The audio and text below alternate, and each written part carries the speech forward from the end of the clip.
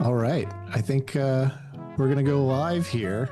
Welcome to what I'm going to call the first stream of season 3 of Olympia Blunders Chess League. I think we've had some kind of informal streams. This is the first one I'm commenting on, so I think it's the first stream. I'm Funk. We have Wyatt here too. How's it going, everybody? Excited to be here. Excited for some good chess.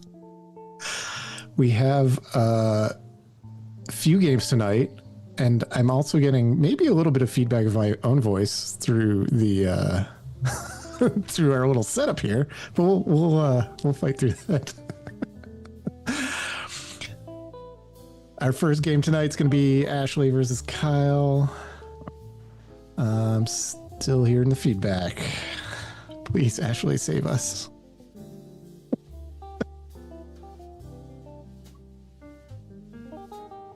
We're going to sort out technical issues and get to the game. We got producer Smashley, who's also going to be playing in the first game.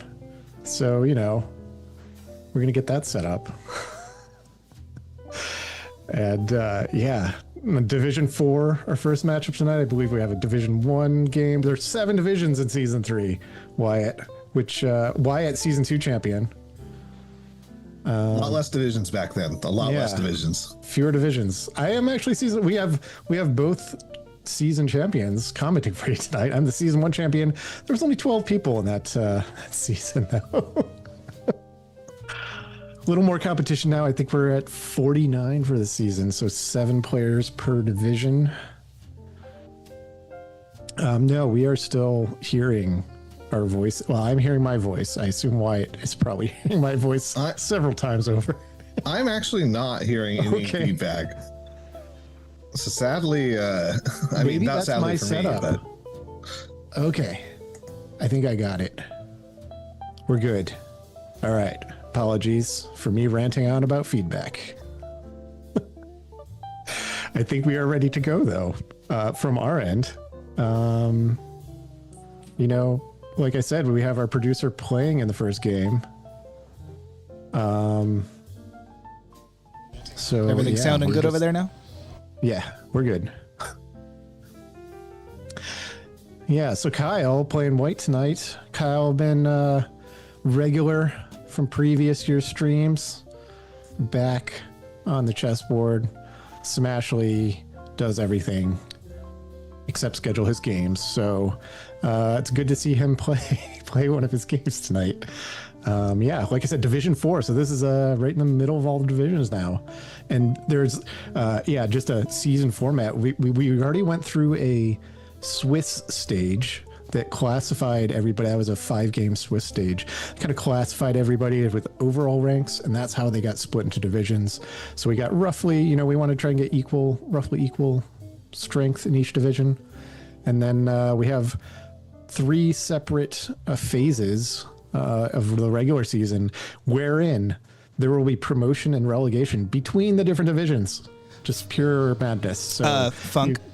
Yes. If there is a problem with the stream while I'm playing, literally call my phone. Okay. All right, I'm off. You heard it, folks. We might just chat it up on the phone if something goes wrong. Hopefully nothing goes wrong. But yes, as I was saying, Wyatt, promotion, relegation, people are going to be moving up and down between divisions during the regular season in a attempt to promote, themselves in a good position for the playoffs at the end. So it should be fun. yeah, I love the promotion relegation, especially the multiple times. You'll be able to get somebody that maybe, is relatively newer to the game that kind of works on their chess throughout the season and maybe jumps a division or 2, and that's always going to be some exciting stuff. But I'm excited to see this matchup. It's a matchup that we've seen across many seasons of Oly Blunders, and there we got Smashley showing off the Super Goes, and we got a Dasani Water for Kyle. And we are coming at you from Olympia, Washington. This is 3 Magnets. I believe we're front of house tonight. Normally we're playing in the back, but look at this. Got the sunlight coming in through the front windows here. Chess, Leslie, member of Olympia Blunders, Leslie, in the background there too. Maybe we'll see her on stream. And we got the moves coming in nice and fast. And Smashley, we are playing with a GGT board, which should update the moves automatically in the electronical world as they play. I think Smashley is just making sure that we're going to get the clocks. Might be a little hard to see perfectly, but we have to go with the camera on the clock setup to put those on the screen. So 30-minute games though. Yep, should be plenty of time for the players to mess themselves up and re-find their way. As we can already see an interesting take by Smashley in the beginning. Yeah, just quickly, put that knight out there. Don't think he maybe a little flustered from the producer work. Got to focus now on the chess.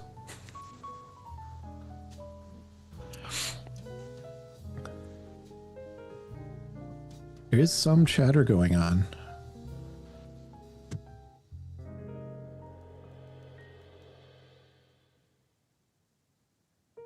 Yeah, and we'll see how this plays out. I know Smashley is a big fan of sacking pieces when he spots the opportunity to and playing very aggressively. But considering that he blundered a piece out of the opening, I don't know how much of that we're going to get to see.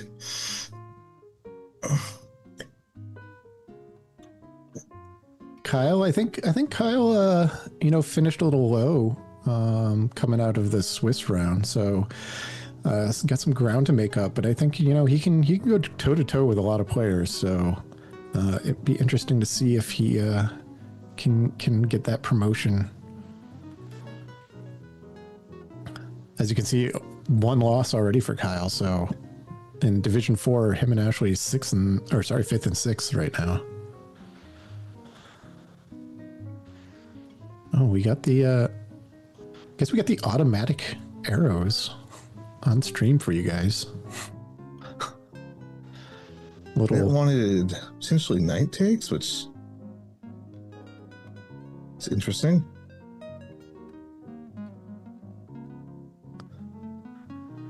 All right, Kyle checks. I think he'll be able to get out of that fork.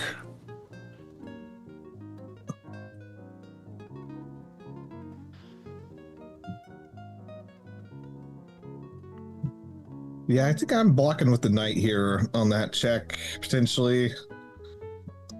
Just hoping my opponent just takes and then I can play my bishop move out at some point. But this is already looking pretty dire for black. If you're new to these streams, there is a strength bar on the left side of your screen there. That indicates who the computer thinks is winning the game. Currently, it's very white, indicating the computer likes Kyle's position a lot. I think we both do as well. Yep. They're making it much easier on us today, for sure. Yeah, Kyle takes the pawn.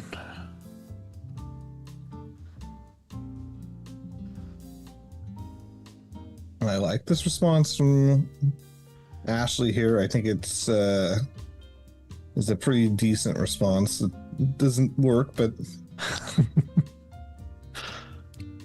was a good try. See if Kyle just trades. Yeah, it looks like he will.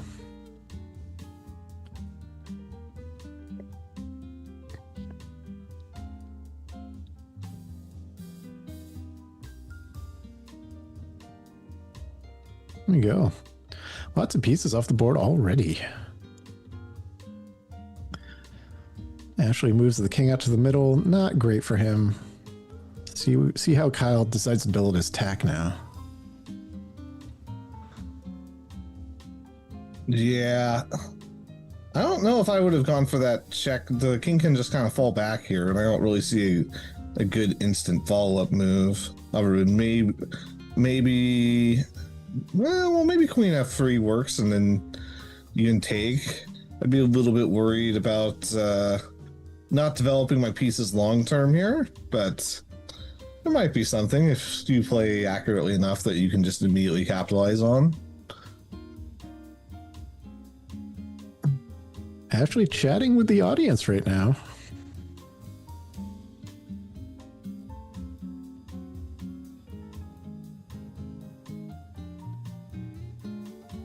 Seems distracted.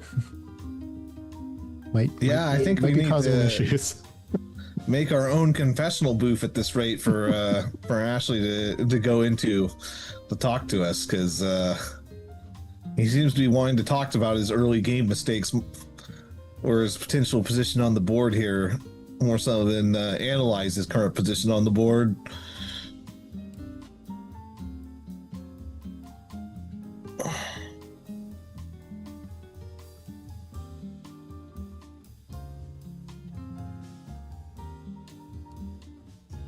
To be fair, playing a 30-minute game when you're down a minor piece from the very get-go is pretty painful. Yeah, looks like they're talking about the old streaming setup right now.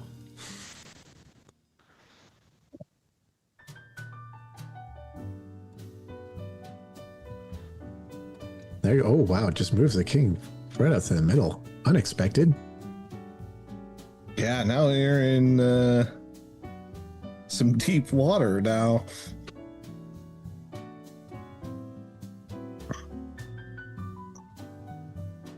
I think you still have a resource with that G pond to survive here, but surprising to say the least to move the king and towards the knight this early into the game. Yeah. It's quite the end game just yet. Bold play.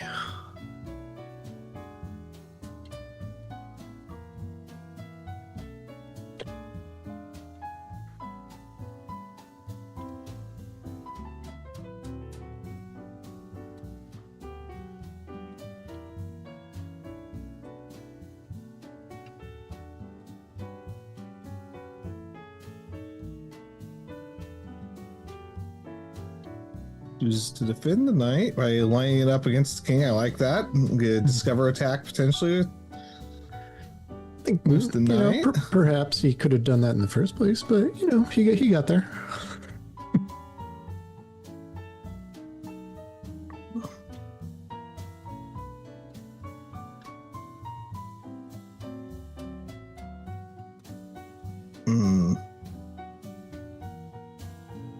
Yeah, I don't really see a move I like for black. I don't know if there is a move that's an enjoyable move for black to play at this point. Yeah, I think he's just gonna kind of maybe get his king out of where he put it in the first place.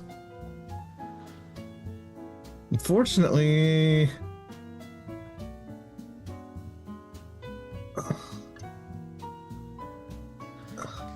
I think the only square that you could really reasonably go to is f6 here.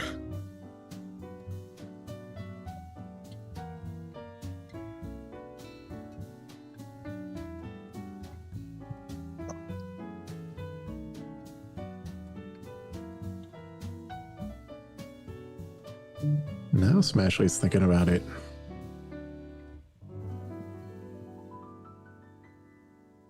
Down to less than 23 on his clock, but plenty of time in this game. I don't think this one's going to go to the wire the way it's playing out so far, but you never know. We have had games time out even with these 30-minute controls.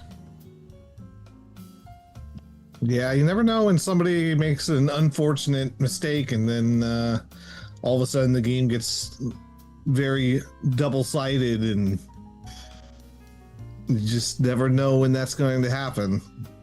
I still remember I had a game in the last season where I think I was up a minor piece, or I was up 2 pawns, something along those lines, and I completely threw the game by missing a mate in one idea my opponent had. Now Kyle's got quite an unfortunate situation out there. Yep, Kyle has the fork. What were you saying about games going downhill? Oh, yeah. That's highly unfortunate. Yeah, that was I was worried about the other fork, because if you go on D6, then you get the rook fork. But yeah, I completely missed the also the queen fork.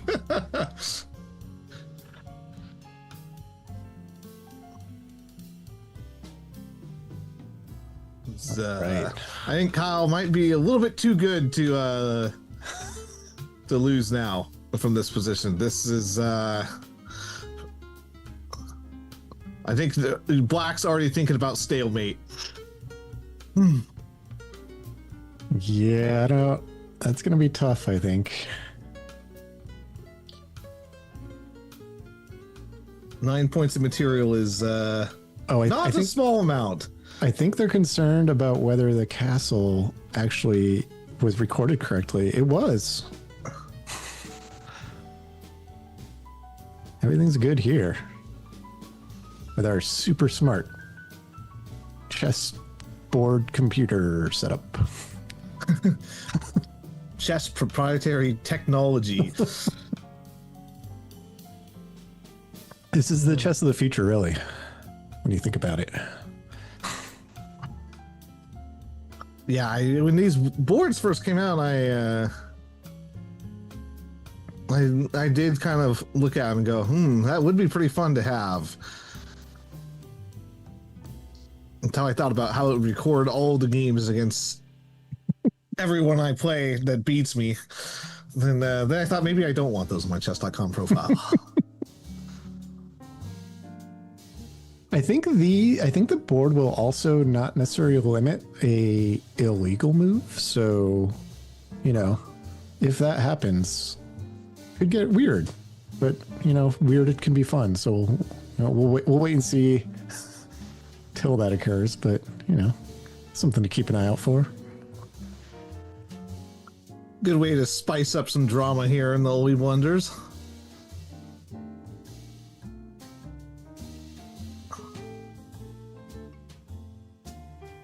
And there goes the rook.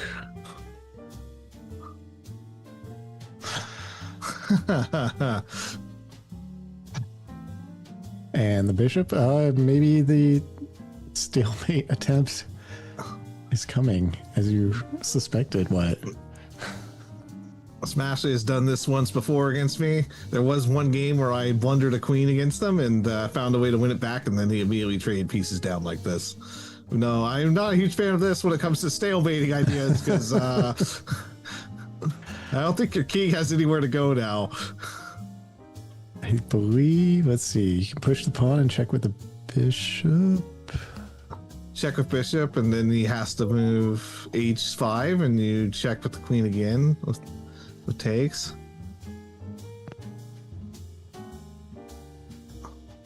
Yeah. Mate in 2 here, if Kyle can find it.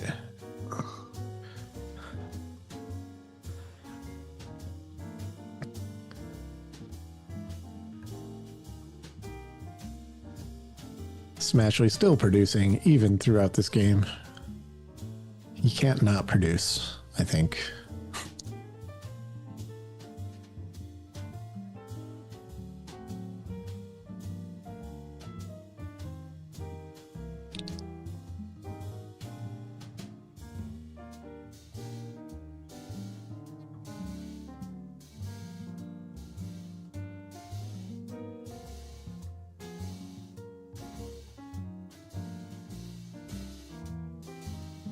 Checks just keep coming from Kyle.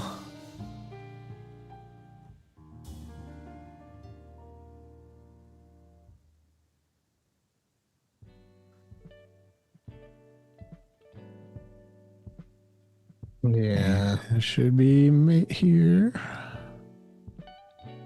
Which mate did you go for?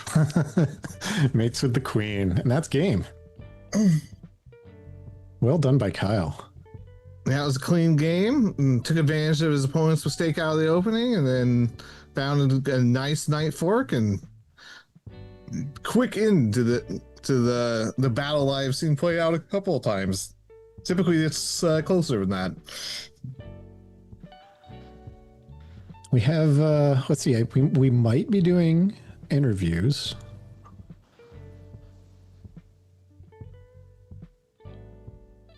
Producer's got to go back and produce now. So, yeah, I think we're going to have our winner, Kyle, in just a second. Here we go. Hey, Kyle. Boys. How you feeling? You? Oh, man. It was a real nail biter. It had its ups and downs, mostly downs. It's not fair. I mean, like, this is the first time with this setup, and so there's a lot of, like, troubleshooting that goes into it. So poor Smash is, like, split between trying to do a computer and also do a chess. And on a good day, it's hard for him to do the latter anyway. So. Oh, wow. I see. So you think it seemed like the distraction came into play there. I mean, he did donate a night, like, in the first, like, 3 moves. It seemed like, he's, talking kind of to the audience there in the bar, too. Was that, that wasn't necessarily producer work right there. That was just, Well, it's because we're also, like, nobody's seen this shit before, right? And so it's actually really funny. So the way that it works, just so that everybody at home has an idea, is that there's this fancy new board, and the board allows you to make moves on the board, and then it feeds those moves to chess.com so that so that we can then stream that to the internet. And so right now we're using YouTube, but the problem is, there's like a half-second delay between making a move and then hearing, like, the click, so you know that the move has been registered. And then beyond that, you're always like, wait, did that work? Did that move? So it'll be a minute until we get it figured out, but it worked okay, I think. This is more just a test of proof of concept anyway. Yeah, they picked up the castle fine, so, We were worried about that because it didn't make a sound, and we didn't know, like, is it confused? We have Wyatt here, back for Season 3 commentary. Wyatt, you have some questions for Kyle? Yeah, Kyle, saw you were on top of your game there. Got the night, took advantage, made some quick work. Is that the fastest that you have ever beat our producer, Smashley? No, definitely not. That actually might take the cake for the slowest. Usually, see, the problem is that usually Ashley tries to pull some nonsense. He's like, oh, I saw a YouTube video about a gambit. And so then he'll just, like, donate, like, 3 pieces within quick succession, and then it's just over. Neither of us enjoy chess, so that's part of the problem. That's too bad because, you've been playing a lot of it. Yeah, I know. It's a real conundrum. It really tickles the brain. I'm very sleepy. Well, congratulations. Anything else you want to say for this, inaugural stream here tonight? I just want everyone in the league to know that Ashley has smuggled all of your donations to purchase this board, and he also got himself a nice vacation to Hawaii with Leslie. So this is now officially advanced fraud, interstate crimes. So please, if you need an attorney, let me know. We can figure that out. There you go. Legal services if you need them. Thank you, Kyle. Bye. And will we get producer Smashley? I think we will. I mean, I'd be surprised if he doesn't defend himself after the alleged claims that were just made in that interview. Okay, we have producer Smashley. Unfortunately, couldn't get the win. But before we talk about the chess game, we have allegations thrown about. Late-breaking news. What is your response? Only like half of it. It's only half fraud? Yeah. Okay. Which I feel like as long as you're under 51, that it's okay. Okay, there you go. So we got half fraud, folks. Sounds like if you need a half lawyer, you might have to contact somebody else then. You're just like straight into the microphone. Just like, hey guys. Oh, sorry. I keep going into producer mode. So our next competitors just showed up. I was distracted. A lot of distractions here tonight in this game and this interview. Was that the main component, and you feel maybe in the loss? Yeah, I think I'm like 0-4 when I have to play when I'm producing, and it's really hard to because like when I play my games at home. King on field H4 is misplaced. Quit! You're making the man talk about the pieces. You put them back where they. Okay, we'll hope the man stops talking. But it sounds like distractions are a yes. We're getting used to the new board. No, anyways, I think I'm like 0-4 when I have to like push buttons, and normally when I play at home, like I'm just like chilling on the couch on my phone, or I'm like at my desk, like lounging, playing on my computer. And when I have to do this, and I'm pushing buttons and telling you guys what to do, and like, recording walk-in videos between games, when I go straight into chess, I just give up 4 of my pieces like in the first 5 minutes. Yeah, wow. Life of a producer. Sounds tough. Right. This is notably also, I believe, a week 1 game, even though we're in week 2. Any thoughts about that? As long as everybody else plays their games on time, then I end up not doing that. Wow. That is a great answer. We have. I'm just stating the facts. We have a season 2 Olympia Wonders champion Wyatt on the horn too. Wyatt, Hello, Wyatt. Smashly, any maybe chess questions, because I don't think I did.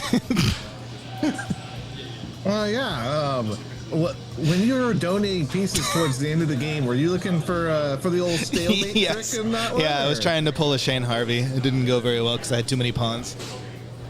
When he started taking, like, I don't know, my third to last pawn towards the end, I was like, ooh, I hope he keeps taking pawns, because my king's getting way down there and this is getting a little tricky. But then he did it right, so.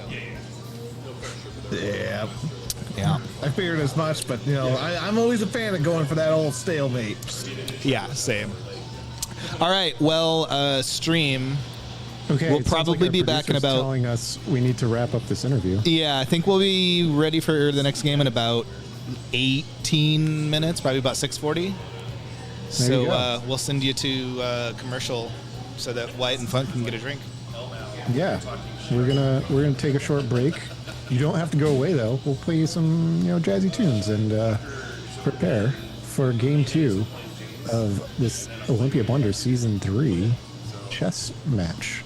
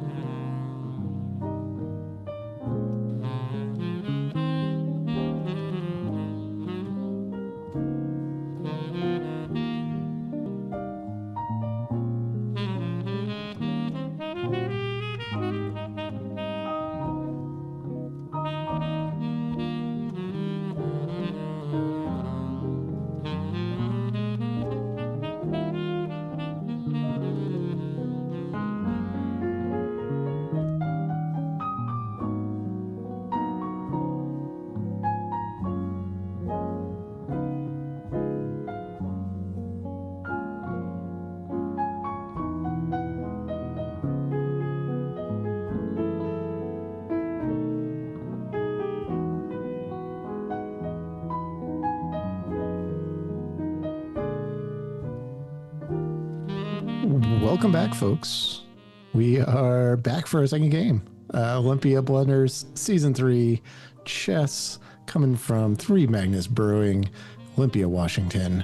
I am Funk. We have Wyatt here with me. Another Division 4 game coming up. Yeah, I'm excited to see this one. I don't know. I don't recognize either one of these names. I don't know if I've ever commentated for these ones or these new players. Do you know, Funk? Yeah, I believe Daniel and Max are both new to Blunder's season. I know both these players have come to many of the High Five events, which are currently being held on Thursdays at Three Magnets. Chess event every Thursday, still going on even during the season. And I think, there you go. High Five Thursdays. Come have some fun, 5-minute games. It's a blast. Have a drink, play some chess. And I think we're going to do some entrance videos, our first Season 3 entrance videos. And we have Daniel coming in first. Look at, confident stride. Coming. This is going to the front. This is a reverse, our first reverse entrance video. You might remember everybody going to the back. Everybody coming to the front this time. Max, very, up close and personal to the camera. Yes. You can see it. Intensity. Ready to chess. There you go. Season 3 walk-ins. And I think we're getting our final preps ready. This is the same division as Kyle and Ashley from our first game. Daniel and Max so far 2-0, both of them. Unless we get a draw here, somebody gonna grab hold of the lead of Division 4, put himself in a good spot for promotion. Yeah, I'm expecting some good chess here as we got two top-heavy people in D4 trying to fight for that promotion spot. And that so-sweet chance to promote yourself and then get into the higher divisions. Yeah, I think we're just getting our setup correct here. Try and get the timers lined up and whatnot. We'll try and get these the clocks into the stream as best we can, but we have to use this camera on the clock solution. Sometimes vigorous clock hitting can kind of knock it out of alignment sometimes. So do our best. Yeah, I must say I am quite the vigorous clock hitter myself. I have not played too many games with the clock, so I'm also a clock hitting forgetter. Yeah. I always like the, capture a piece and use the piece to hit the clock. That feels like a little power move there. All right. Burn it into them mentally that you have captured their piece. I love it. And we'll get the names updated there on the stream as well. Daniel is playing black pieces. Max playing the white pieces. There we go. And we're off. Daniel C5.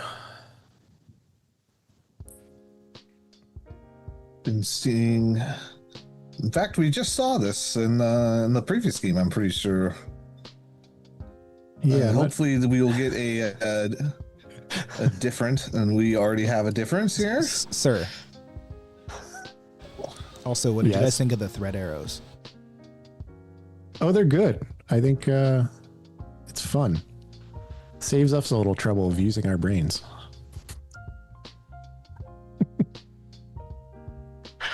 Did not save me from wandering into a queen fork along with our producer earlier.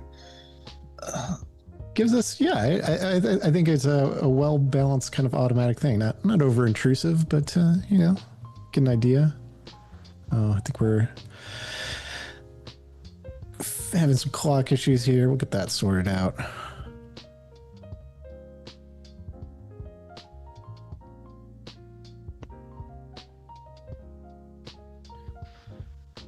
All right.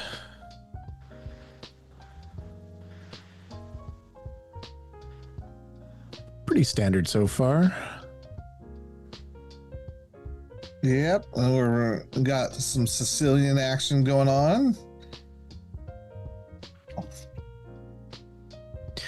Yeah, and like I was saying earlier with the high five, we got, if you follow that Oli Blunders link there on the screen, type that into your browser, you see all sorts of stuff. If you want to join the Discord, if you're not already in there, if you want to show up for High Five Thursdays at 3 Magnets, a lot of good links there. You can even buy Season 3 Olympia Blunders scarves right now. Probably money won't be used for frauds, but you should get a scarf. I like that. Regardless of fraud, you still need one of those scarves. They're just that good.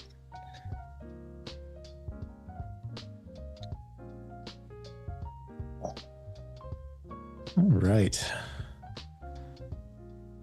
Other links you'll see there to the, well, you're already on YouTube, got the Instagram page. If you haven't watched, we've had a series of interviews by Olympia Blunders member and podcaster Doug, kind of quick fire questions to a number of season 3 competitors. So, you can find a little bit more out about, who you're watching. Kyle, Ashley, everybody playing tonight so far, Daniel and Max both all participated. You can find out interesting facts like Daniel's chess.com handle, Garbage Mega Brag. That is a palindrome.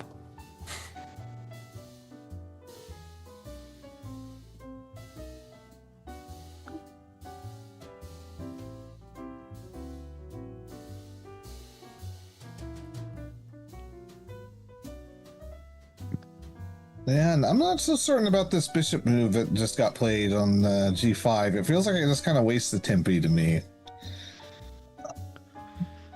It does pin. You do get a pin on that knight, but I feel like you just push it with the pawn potentially. It has to go back. Kind of feels like you're giving up a lot of development for a pin that I don't think is going to go anywhere. Yeah. Even game, I think. We'll see. Maybe, I was kind of wondering if Max maybe wanted to trade down, kind of try and get to an end game a little earlier. I'm not quite sure what his strategy is going to be yet, so. If you want to play a really aggressive game as white, you might think long castle here. I don't think that would be the right play, but it would be extremely aggressive. Yeah, I think that would. It feels like that would lead to maybe a more open position. Currently, it feels like Daniel might kingside castle. It's my feeling, but we'll see.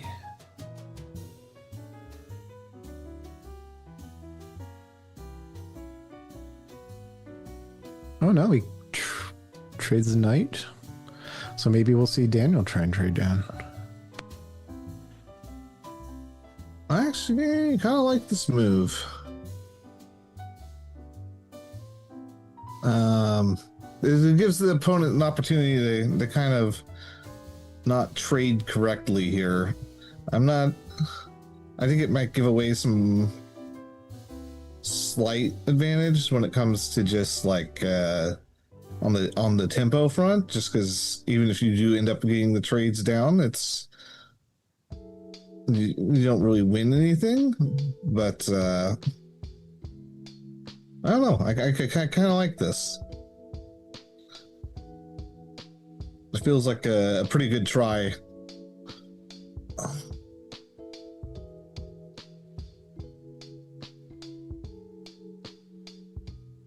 And you might see some little clock work going on. Producer Smashley trying to make the stream the best you can. So we get the pawn takes back, and now we'll see, does Daniel take that bishop?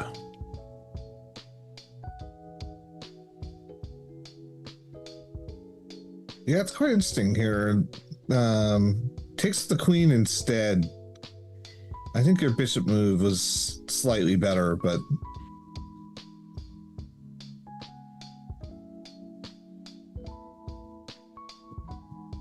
Yeah, it has to take with the king so the knight can keep protecting that dark squared bishop, which now he trades off. So Daniel now probably I'm guessing gonna castle. I think that maybe puts him in slight advantage, but still pretty even. yeah, I think I might play as white rook d1 here and just kind of long side castle the manual way. Castle in 3 moves. Yeah. Yeah, I think. Yeah, Max's light scored bishop now a little more mobile at this point in time, so I think that kind of offsets, the positional advantage Daniel has kind of on his back rank right now. He can't really get his bishop out without doing a couple moves first.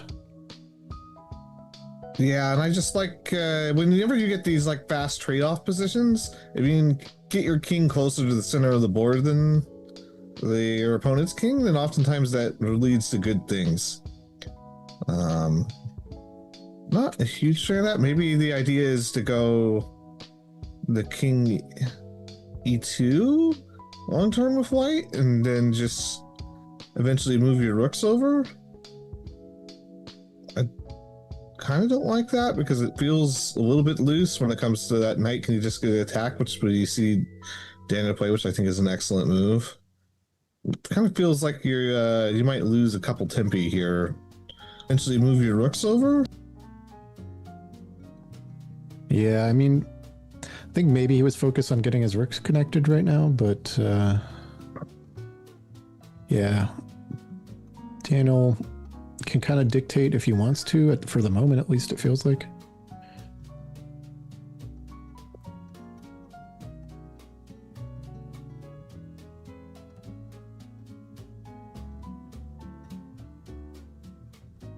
I kind of like knight a5 too. I don't know if it's good, but hitting that bishop kind of has to either move back to d, pinning it behind the king potentially with the rook on the next move. Or if it goes back the other direction, you just jam that one pawn forward, potentially eventually try to go for some kind of trap of the bishop.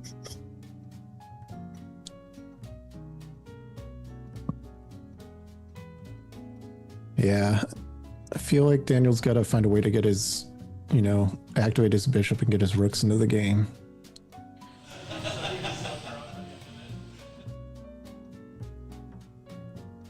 Maybe a quieter move like even a6 here works pretty well. A6 is with the idea of that you're going to play that you're going to at some point play b5. Mm-hmm. Oh, he does do interesting. Okay, so we get the knight a5 move. Yeah, and I don't know if there's a long-term way of potentially getting that bishop if white missteps, but I do think it makes white actually have to think about some things at least.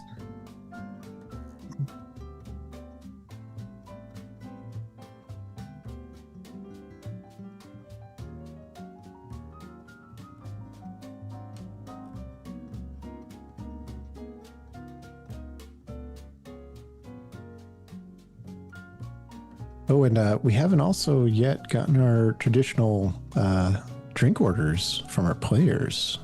See if maybe don't want to distract them too much.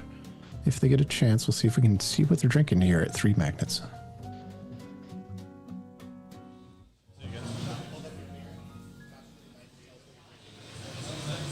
I have Red Cap cider.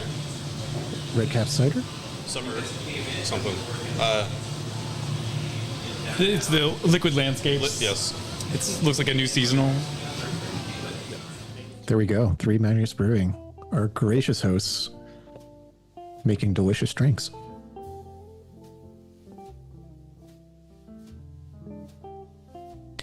All right, so Max moves the bishop up to b5. feel like maybe that a6 you were talking about might also now just take place. Yep, there it goes. Yeah, I like a6 quite a bit. I feel like maybe it doesn't really hurt you because maybe you're in a position where you just kind of end up sitting long term as white here, but I really think that white has lost quite a few tempi to black here in the last several moves. Mm-hmm.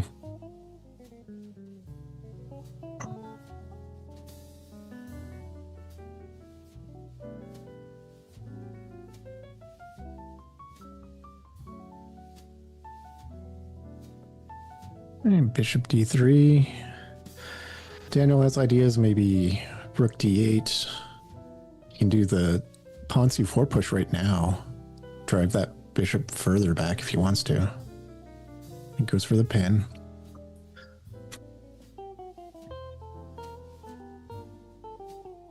I like the pin idea.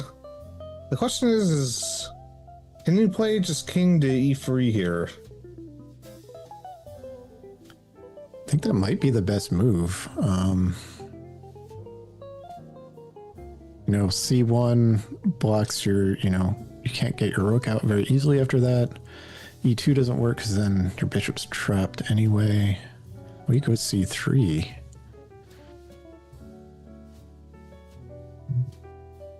Maybe that also works long term, but I don't love it. Yeah, maybe follow up from Max with something like pawn b2, move the king back into the corner that way, but keeps the rooks still mobile, so... I think you have to play b3 here. Mm-hmm. I guess maybe this will work out. You go b3, and then at some point you can play king b2. The dark squared bishop is already off the board, so you don't have to worry about that. Mm-hmm. It will create a weakness eventually that maybe that knight can jump in on those dark squares on the interior, but chooses to play a3 instead. a3, yeah, I think could be a little bit of an opportunity here now, I think, for Daniel.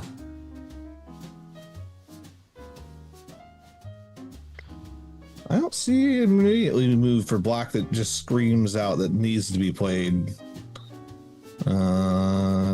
What do you think?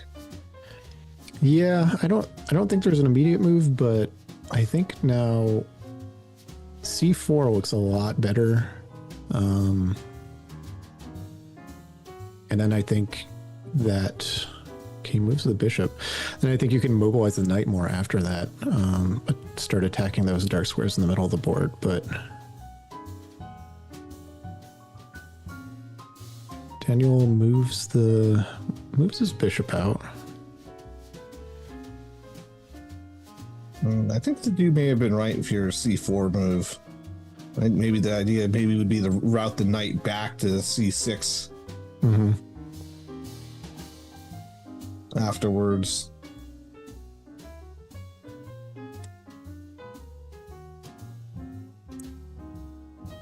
Again, still computer has a game nearly even. Doesn't look like there's any huge threats to either player on the board, but Max's king is a little bit exposed. Yeah, you still got to play b3 here.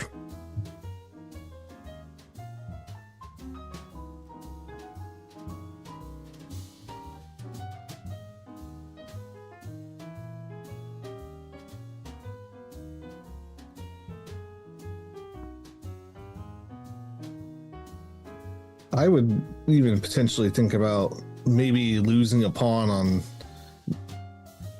that onside queen side right now to open up the king and just get your rooks easily into play.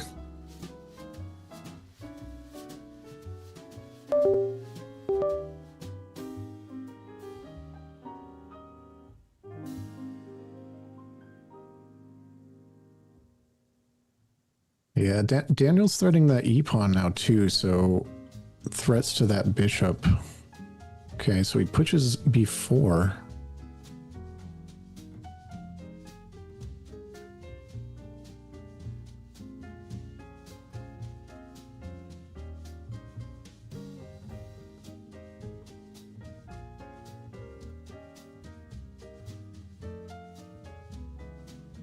Yeah, I'm starting to really like this position for black. I think if you had played b3 here, the position would still be, you know, I would probably favor black, but not by much. Versus this, I think long term should favor black pretty heavily. As far as practical, you're going to have to find very tough moves. Yeah, so I'm thinking Mac's probably gonna take with the a pawn here. Daniel will have to probably move to c6. I don't know that knight c4 works. Interesting, but I think that. Oh, okay, he goes for the check.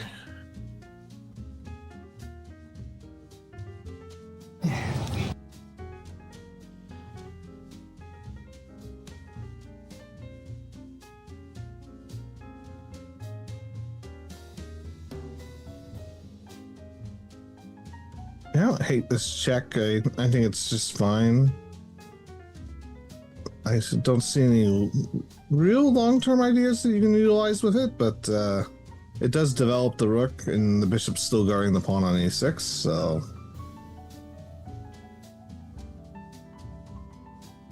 Yeah, I think you have to do king b2 here, though. d2, I don't... Yeah. d2, I think, might lose a piece. We'll see if he goes with the knight check on c4, though.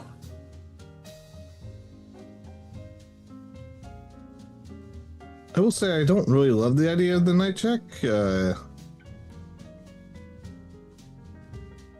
Just because long term, I think you're creating a pawn weakness that you don't need to create. So we don't like to keep it up all the time, but the blue arrow is the engine move. Oh.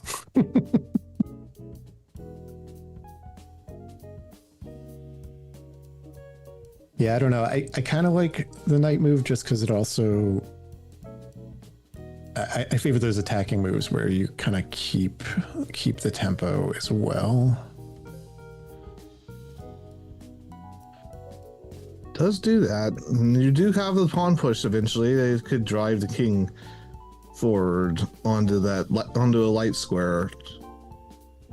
You do maybe drop the pawn on the e file, depending on how you if you take, but I don't think you have to take. Yeah, I don't think he should take. I think Daniel probably wants the take, but yeah, I think Max just has to kind of stay out of the way with this king at this point. Yeah, I think you can just move to b3. I think b3 works at this time. Mostly because you got that knight on the f3 guarding that important d2 square. Oh, but he does take, and yeah, I think that's the trade he couldn't do. Now, I mean, I think you got to take with the rook, yeah. Threatening a lot of pawns on the board. That bishop now is going to be hassling him. Yeah, and the worst part is I think you kind of have to play c3, but if you play c3, then you're going to get eventually this knight is now just stuck guarding that d2 square unless you trade down. And then it's also you're threatening on the e2 to take the pawn on f2 and then eventually dislodge that knight. I think this is a very pleasant position for black as long as you find the right sequence of moves here. Indeed.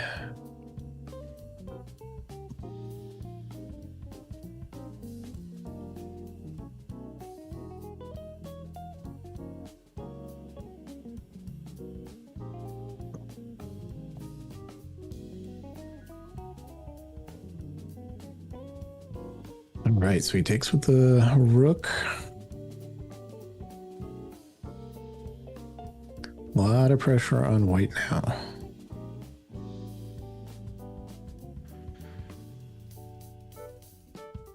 I think as white, you once again still just have to go king b3 here. But I think you're in a lot of trouble either way. Rook to e1. Yeah, I was considering this possibility. I think this is okay. It forces Daniel to you know, make a choice here. Yeah, the only reason why I didn't like this move was because after the dust settles, I think that you can pick up that knight with the bishop and then land the check on D2 and D2. pick up another pawn. Yeah, pick up another couple pawns, I think. Yep. At least 2. So that's the only reason why I didn't really like this move. I guess you could take with a knight here. Protects the G pawn temporarily. Yeah. Still gets the check in.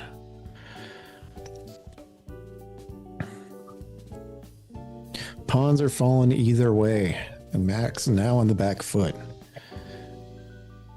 Well, maybe, I mean, you do have something to play for here, at least in this position, with taking with the knight, though, because it's going to take some time for them to get it, and potentially you could take that pawn on A6 if black decides to get greedy and take the pawn on G2, and then you actually have something to play for, because you have your king up the board, and you might be able to create a pass pawn. So I do like that knight takes.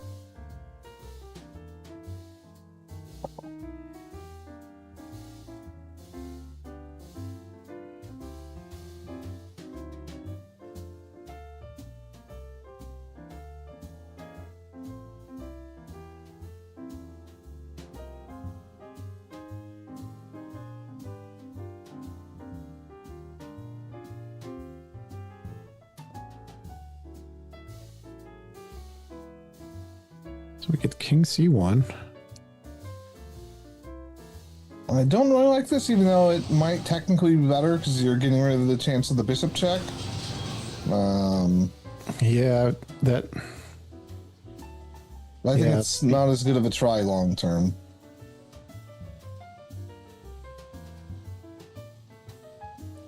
So Daniel probably going to takes the pawn.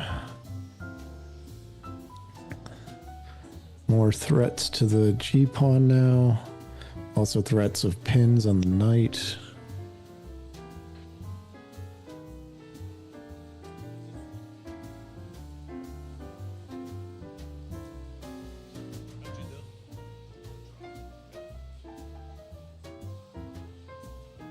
Yeah, now that your king's on your back rank, I think this position gets a lot harder to play because that rook is going to sit on that 7th rank and or the 2nd rank here, and it's just going to sit down there forever and make it to where you can't ever activate your king out.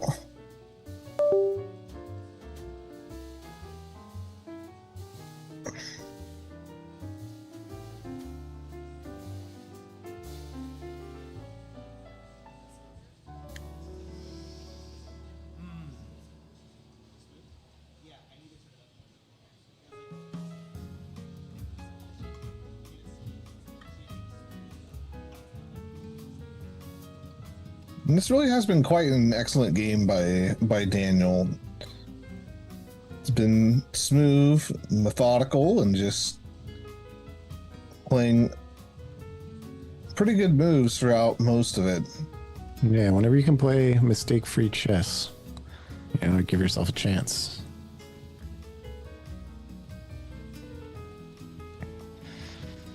All right, so we get an H pawn push here.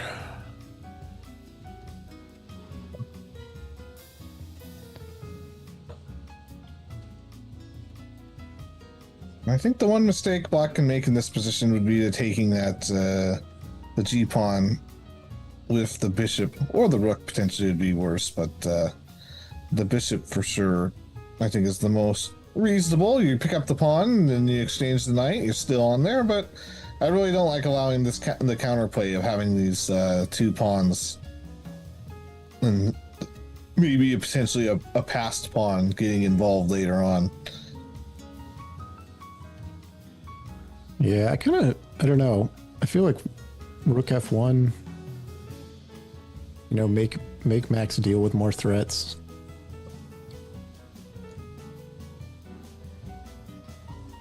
He's either going to have to then defend the knight with the king or move the king back to probably protect the rook.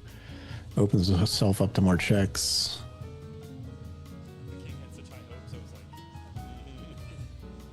Yeah, the more I look at it, the more I'm kind of agreeing. Rook F1 does look like it puts you in quite a pleasant position. Maybe King D2 afterwards.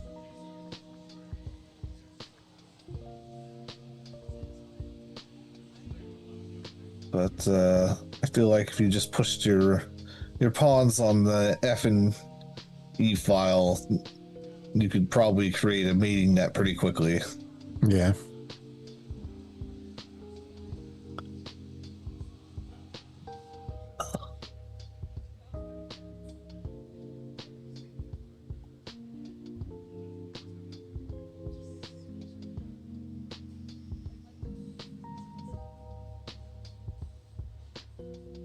Daniel focused on his plan right now.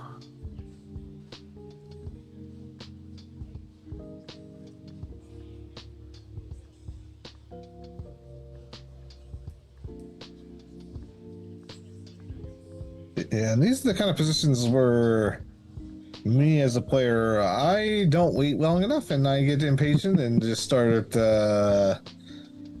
trading down because I think I'm up.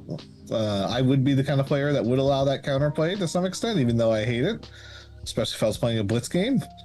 I would 100% just be moving the bishop, taking the pawn on G2 and saying, I have a rook on the second rank and your king is trapped. And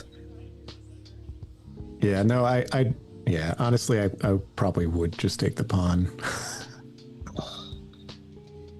I don't know if it's objectively the best move, but I don't think you're up, and I don't think it stops you from being up.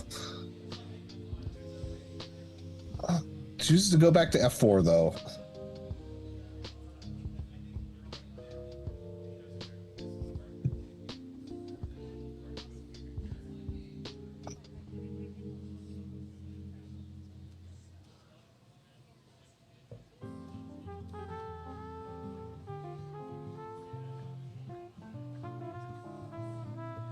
Just a reminder, folks, you might see it on the screen there. High Five Thursdays, 3 Magnus Brewing. Anybody can come play. Just swing by 6 p.m. and, play chess.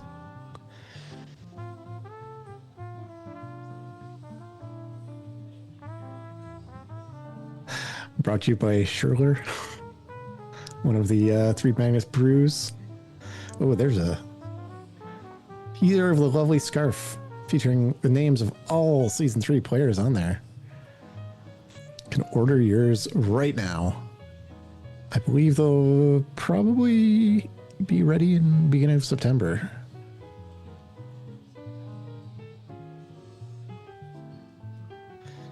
All right, got a pawn push.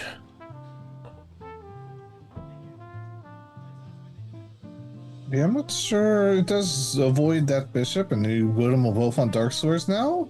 The rook can also not go to F3. The challenge either pawn, but it goes to G4. I think I might have tried to do some C4 nonsense, but it's gonna pick up another pawn here. Yeah, Max quickly moves the knight to D3. I'm guessing he's probably looking at that C5 square.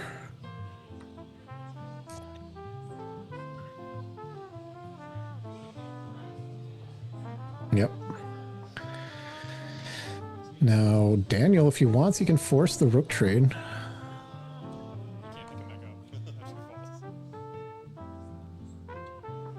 I think I might have taken on C3, but forcing the rook trade is just as good. You get the rook off. You can just back that bishop up to C8 and hold your position. And even though the white king has a little bit more activity, does not matter because you just have so many pawns and you're just up too many pawns down the middle of the board.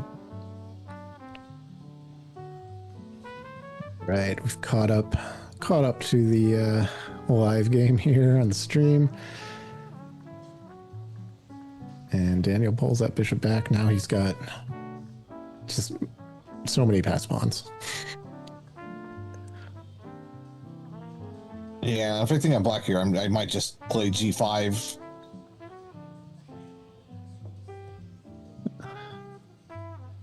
You are two minds in one. You and Daniel.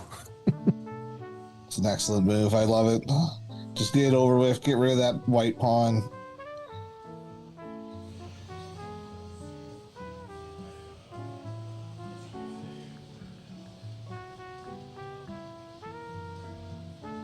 Your bishop's just being a hero, defending.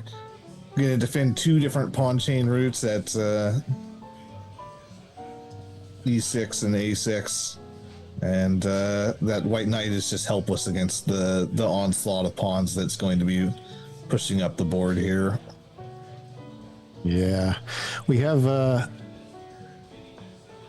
don't have a good view on the main board of the clock, but if you squint really closely, I believe that Daniel still has a little over 20 minutes, 21 maybe. And I think Max sitting around 17, if I can read that correctly. But Drops a pawn. A lot of time for both players, though, so...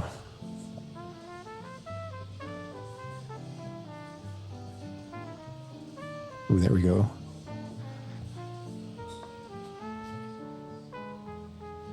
Yeah, Daniel just under 21 minutes. Max just under 17 and a half. And now jockeying for position. Daniel gonna, so he's probably just gonna march down the board. Max, see if Max can stop him. Yeah, it's going to be pretty tough. You just had you just magically placed a pawn on d4 right now. You just might be holdable, but sadly, that is not going to end up happening. So we are not playing ChatGPT at chess. I mean, the moves aren't randomly made up.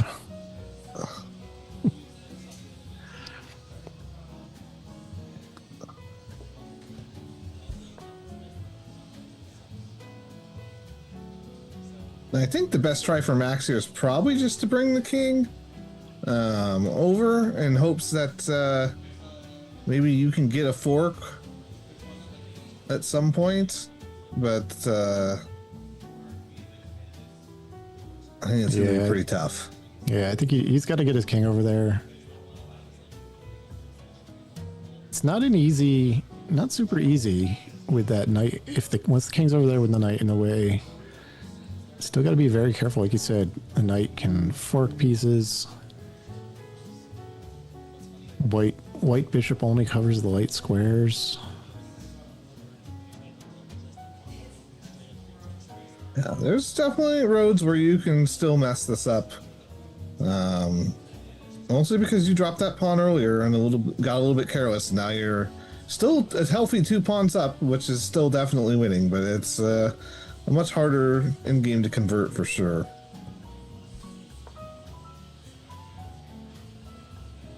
But Daniel seems to be doing it quite well, just making sure his king stays with the pawns, advancing, moving them up together, making sure not creating weaknesses. Good technique here.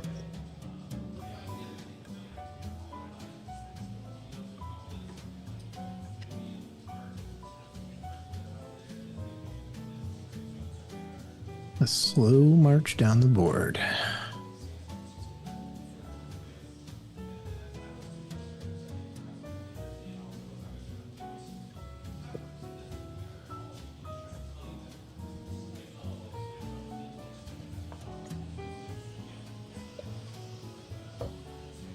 I will say I don't know how everybody does it when playing the high fives and playing these 30-minute games. When I played in season 2, I used to play tons of 5-minute games, 5-minute zero games on chess.com, and going to 30 minutes was brutal. I was screwing up all the time and not using any clock.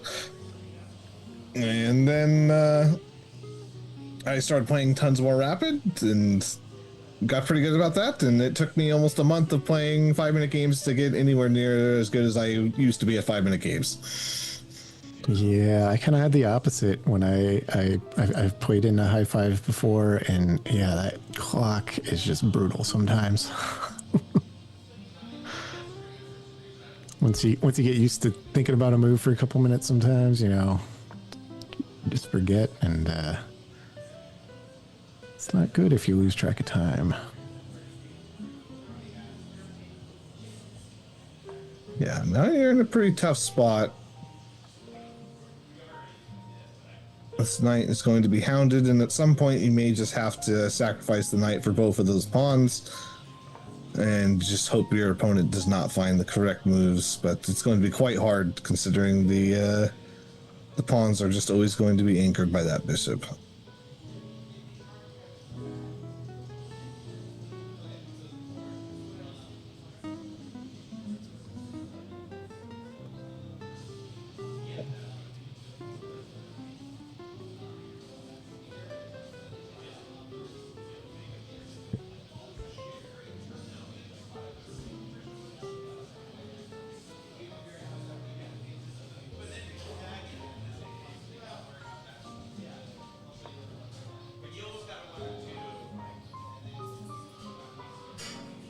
Max still maneuvering.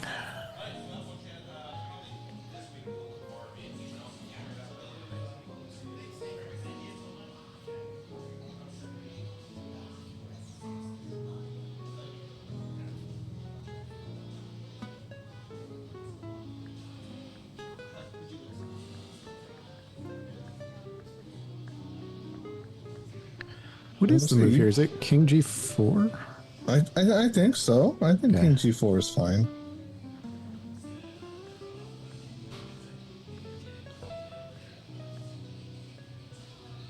King G4 and then maybe a check. Or King G4, knight moves back to the G1, check on F3, potentially. Yeah, I mean, Daniel's got to get his king around, right? Because if he starts pushing too soon, Max will be able to move up the board a little bit.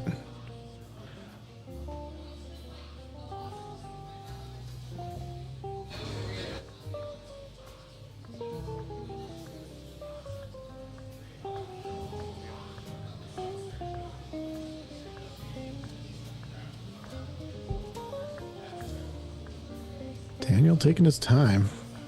Probably used more time on the last few moves than a lot of the beginning combined. Yeah, finishing off your opponent can be hard sometimes, and it's not always the easiest to spot. And you don't really want to give your opponent something, because there is always a chance that you get stuck in a bad position where, say, if you move your king to the side of the board, and then somehow that knight gets both the pawns, and the white king can pawn race back, then you might have problems with the bishop trying to guard that on the back rank there. You don't play it right, so there's still ways where things could potentially go wrong. I don't think any extreme ways, though. If the blue computer observation goes bishop d5. That's interesting. What's the idea behind that? Maybe then probably turn I we would just just play place to c4. Yeah. I'm guessing. No idea if I was right. Yeah. Daniel does what I initially saw with King G4. So I don't think it's a bad move. Yeah.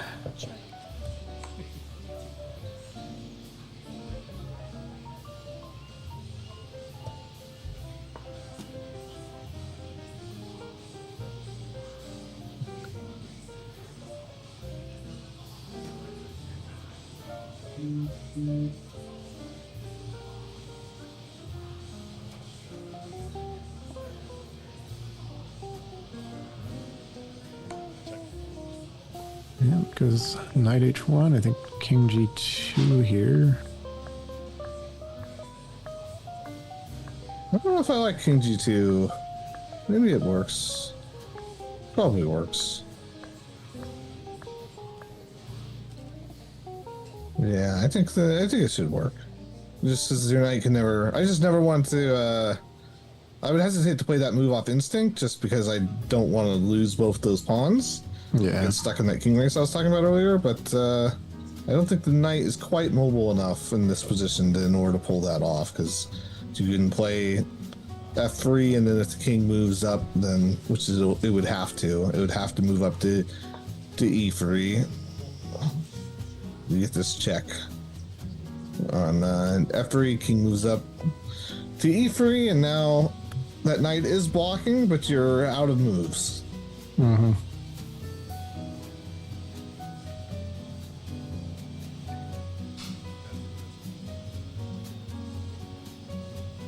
Getting Zootzlon.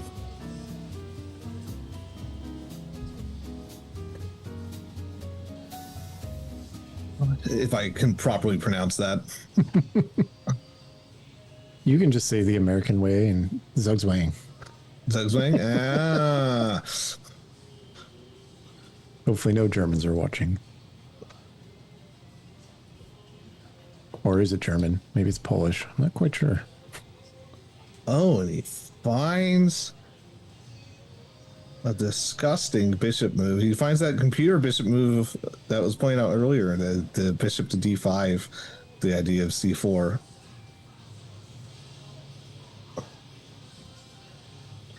Yep, slowly choking Max off here.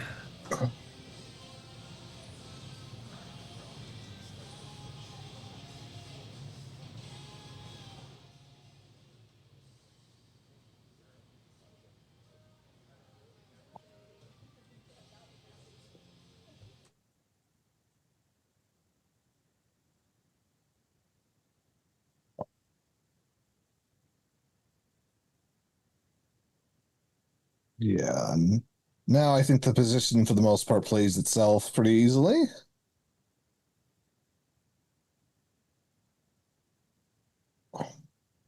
Daniel makes the check.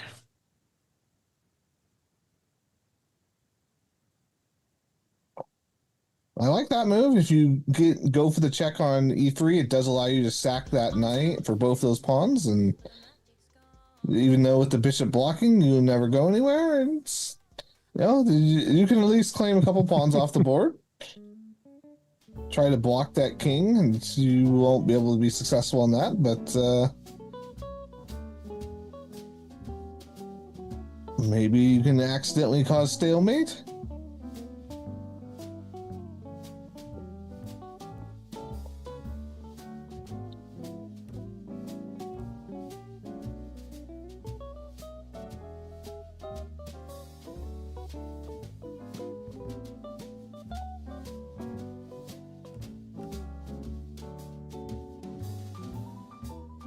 He goes with the f3 push.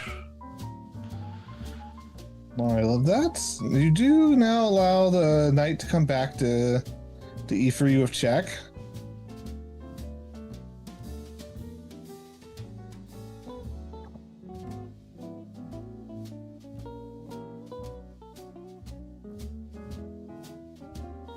Yep, should defend the pawn here. Just go e3.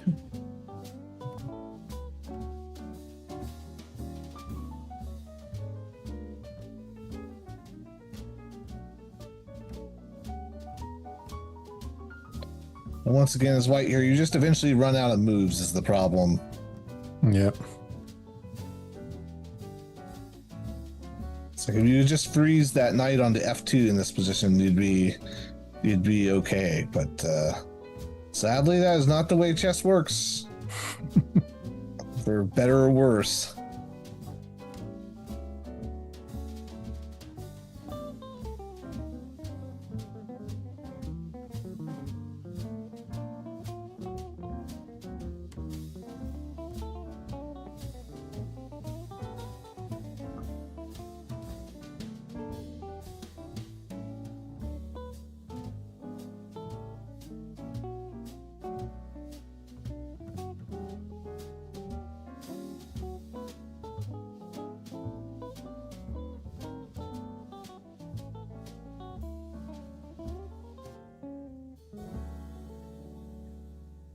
Max doing his best to try and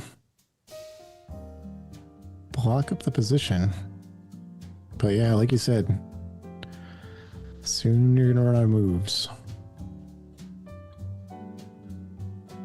Yeah, the biggest thing is you just don't want to move that bishop. Like, you could make a mistake here and move the bishop to c4, thinking that I'm just not going to allow you to take. And then you just have that pawn on e4 drop, and now you're down to one pawn. And now that you've made your life a lot harder. I still think it would be winning, but you'd have to find a bunch more moves. And that's not a move I had on my radar.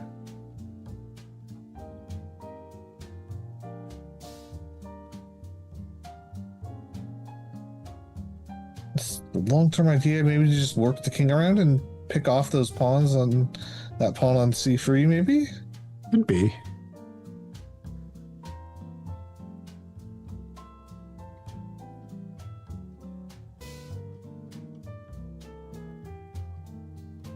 I think maybe knight to d1's the best try, maybe? Chooses g4.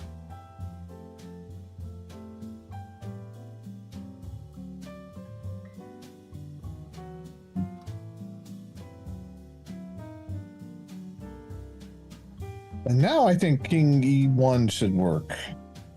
Yeah. Good, great move. Taking the long way around. Yeah, we are now down to 11 minutes on both clocks.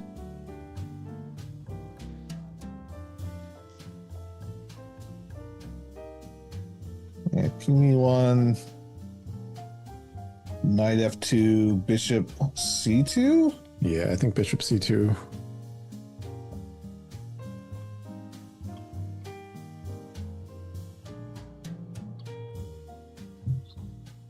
But once again, the good news is for white here, there still is an opportunity for black to mess up by playing c4.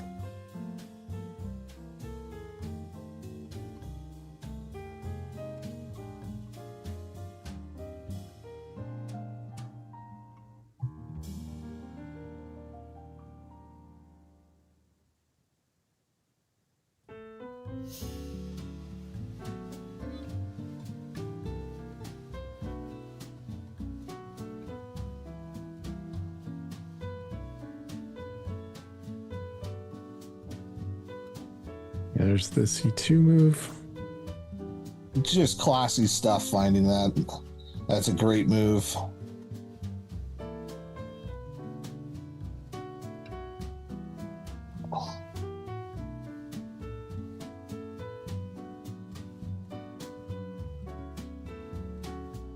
I think if you're white, you just have to go back to g4.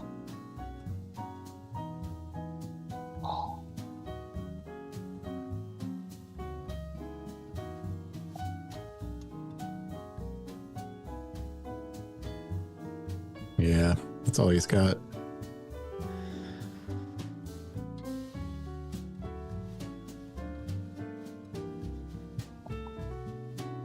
And I will say Max has made this this Indian quite hard for being 2 pawns down.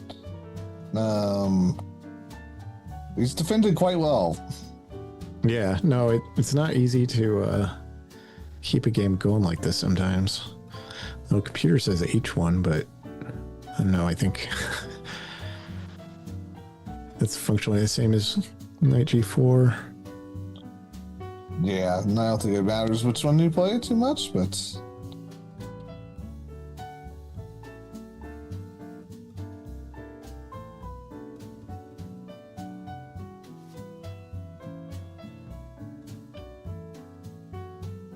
no, you just gotta play, I think, d1. And if you do that, I think you're on your way.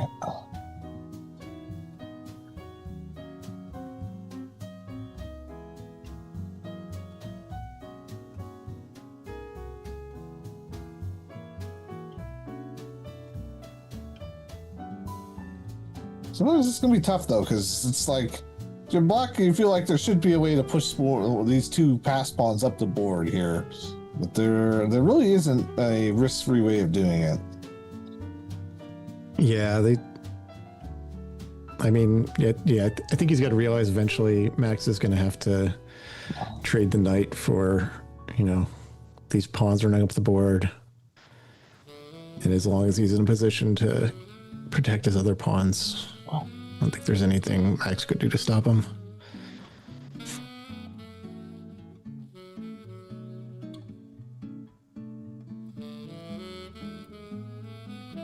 We are down to 9 minutes on both clocks.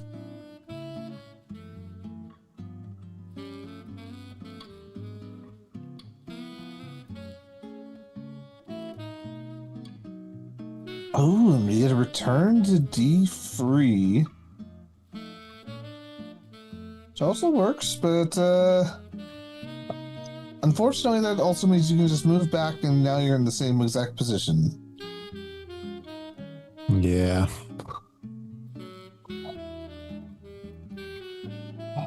And the only thing I will say is it's slightly concerning just from the standpoint of like, if you're not spotting the move, then that could be somewhat problematic. It's white here. I think you just go back to G4 and just hope that your opponent just does not find D1. Yeah, I think Max would love a repetition, I think.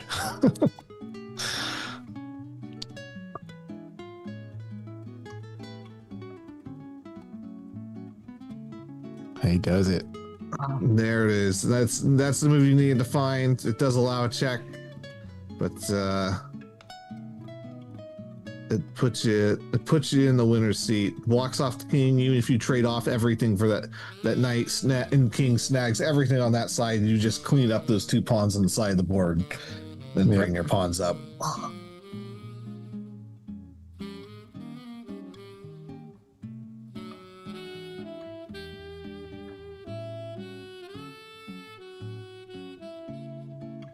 You're suggesting E5? I don't think we'll see E5. Doesn't feel very intuitive to me, but Yeah, that would be interesting to see played. I think Daniel still continues to move that king across no matter what, though. I mean, it's true that they can't push, so I guess E5, and then you just try to go after the A6 pawn. It's, I guess, what the computer's idea is.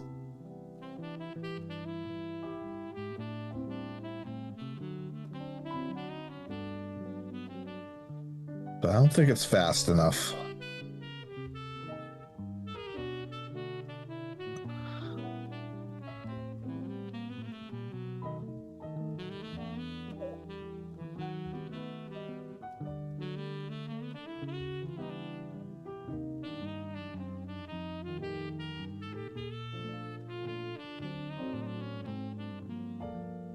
You will be able to finally pick up one of these pesky pass pawns.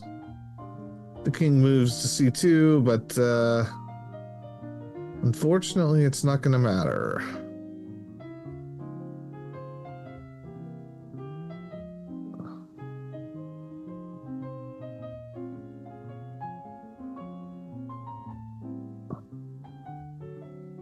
Oh, Just to move to C1, which I love. That's fantastic. Just don't need to risk anything. I didn't hear that on the broadcast, but apparently Daniel asked for a draw, and Max declined. Very interesting. Wow. Really?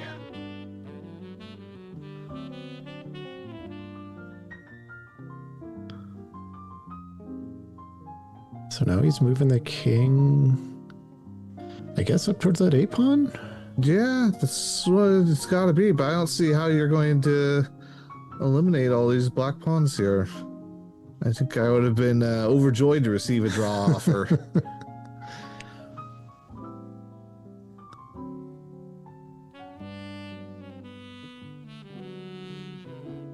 Well, I guess maybe you play D D2 here, D1 here, checking and defending that pawn potentially, and move back.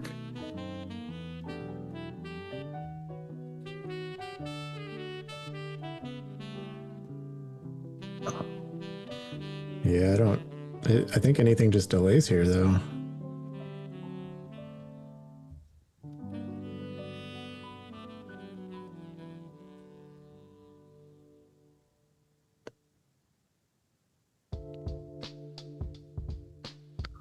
Very interesting now. I mean, as long as you can keep the knight on the board, you're okay. But unfortunately, I don't think that that's going to be possible long term. But if you ever get into a scenario where you get down to where it's just the bishop and the 2 pawns, and you have the knight, potentially you might be able to get the. If you time it right, or your opponent allows, you could get the knight for the 2 pawns and sneak your way out of there. Oh, he goes 93. I think you get the pawn pushed on the F file now. Yeah, and then once you move that bishop back to D3, it's just completely winning. Yeah, I don't think you can stop that pawn push now. Yeah. And you're at some point going to have to sacrifice the knight for that pawn. And even if you get both the pawns for the knight, your C pawn immediately falls. And he finds the D3 move. And now I think this game is truly actually over.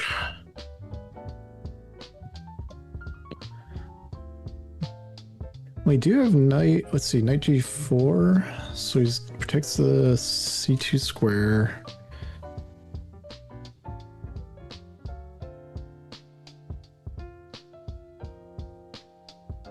That is a useful defense. Yeah, I think he needed to push the pawn first before the bishop move, but I think you can move the king back that other way now, can't you? yeah, I mean, I think, yeah, he just moves the king back. I think a king move there.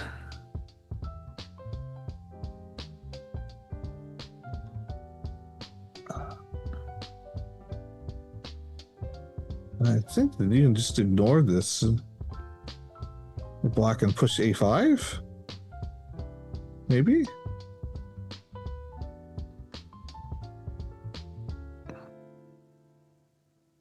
Okay, so we got the trade. The pieces come off the board.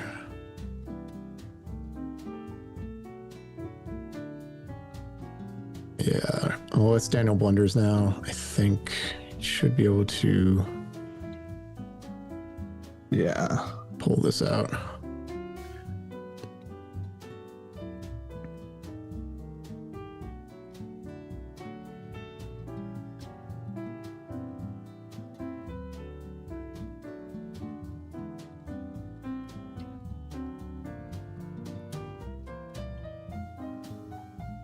Yep. There you go. That is game. Well played. Yeah, it was honestly a very well played game from both sides, really.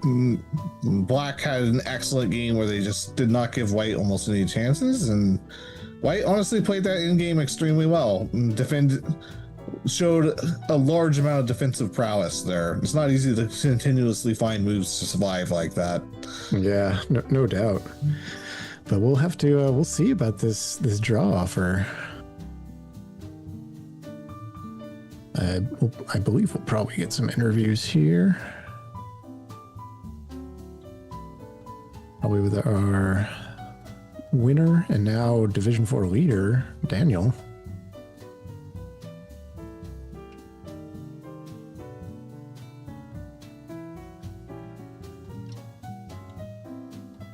Just get everything set up, and there you go. Daniel, can you hear us okay? I can hear you. Can you hear me? Awesome. Yeah. Hey. Congratulations. Hard fought game, but you pulled it out in the end. How are you feeling after this? Not good. I feel really bad, actually. I felt like I was making pretty good moves until I stopped making good moves and started making some questionable moves, and I realized that I realized that I actually have no idea how to march my pawns down the board, which I think was probably apparent to everybody watching. But yeah, just, one pawn made the difference. Yeah, honestly, I think you were doing a pretty good job. I think maybe at the end you could have gotten a little quicker advantage, maybe by doing E3 instead of F3 at one point. But really, I mean, for the most part, you were making the right moves, and even if there wasn't any blunders though either, it was just takes a little longer sometimes to achieve the effect. So well played throughout. Like I said, the entire game, you were making spot on moves. Thank you, I appreciate it. Yeah, I'm looking forward to seeing the analysis. So we couldn't quite hear from the commentator's booth, but you had offered a draw. Is that true? No, Max had said. Max, what did you say? Max said something, and I thought that he was offering a draw, and I was going to take him up on it. So I just wasn't paying attention. I was not offering a draw. I was accepting a draw that was not offered. I got you. Interesting. Okay, we got working through. We'll talk to the producer about that one. Yep. We got season 2 winner Wyatt here in the booth doing analysis as well. Wyatt, do you have some questions for Daniel?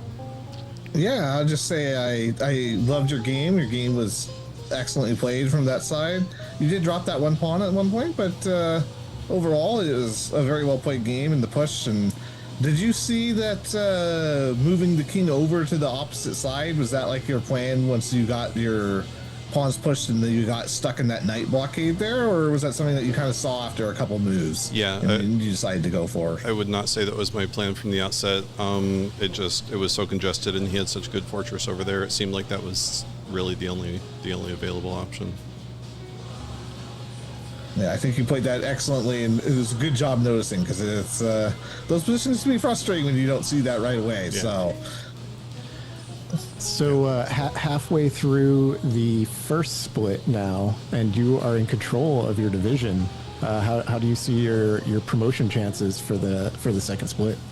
I don't know. I guess I feel pretty good. I had a tough start to the season in the Swiss round, but the last couple of games, I feel like I've done a pretty good job. Won some pretty hard fought games, including this one. So yeah, I'm feeling good about it. We'll see. I'm not sure if I'm ready for the higher division, so I'm kind of dreading that actually. But yeah, we'll see what happens. Awesome. Well, again, congratulations. This is a winner of our Division 4 second match of the night, Daniel. Thanks a lot, guys. Awesome. And I think now we are going to get Max on.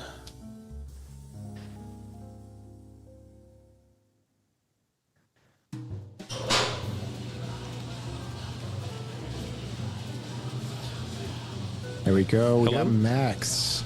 Max, feelings after the game. That was you really you lasted a while. I think you were fighting for sure. Oh yeah. How do you feel that one kind of played out towards the end there? Pretty gross, actually. Just like bouncing my knight back and forth, trying to. I don't know. I don't know if I've ever been in a situation where what is it called, Zugzwang, where there's like no good moves. I don't know if that's technically the position I was in, but it certainly felt awful, and I was just had no good ideas. I was just stuck. I was just hoping that he wouldn't be able to figure it out, but he did. Is that what was said on stream? That is correct. Yeah, that is correct. Yeah. Oh yeah. I was definitely feeling it. Zugzwang, but Zugzwang. Yes. Okay, thank you. Yep. Yeah, we were discussing it. It's hard to say whether it was true because it was. Yeah, you had some waiting moves and stuff, but yeah, there was. I think you were just kind of stuck reacting towards the end of the match, really. Yeah, I'm hoping I get to see the analysis of the game. I mean, it's all a blur at this point. I mean, obviously I remember the end there, but I looked over Ashley's shoulder and saw the line graph, and just looks like pretty early on.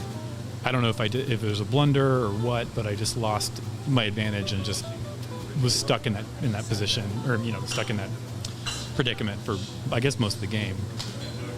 Yeah. Wyatt, questions for Max here? Yeah, it's I would say that as I was watching you play, you defended like a dog there against those two pawns. That was very impressive. You were just finding only moves at one after the other to keep them from promoting. So that was really neat to see. And you were just holding back. Were you thinking about like maybe trying to grab both of those pawns at some point if the bishop ever took an eye off of them with the knight, and maybe just try to run for that a pawn, or like were you just kind of hoping to survive with the knight at that point? Yeah, I mean, I was every time I bounced my knight back and forth, I was like, I kept having to try and visualize what it'd be like to, get a pawn, lose the knight to the bishop, take the bishop, but then obviously like lose the pawn would go to promote.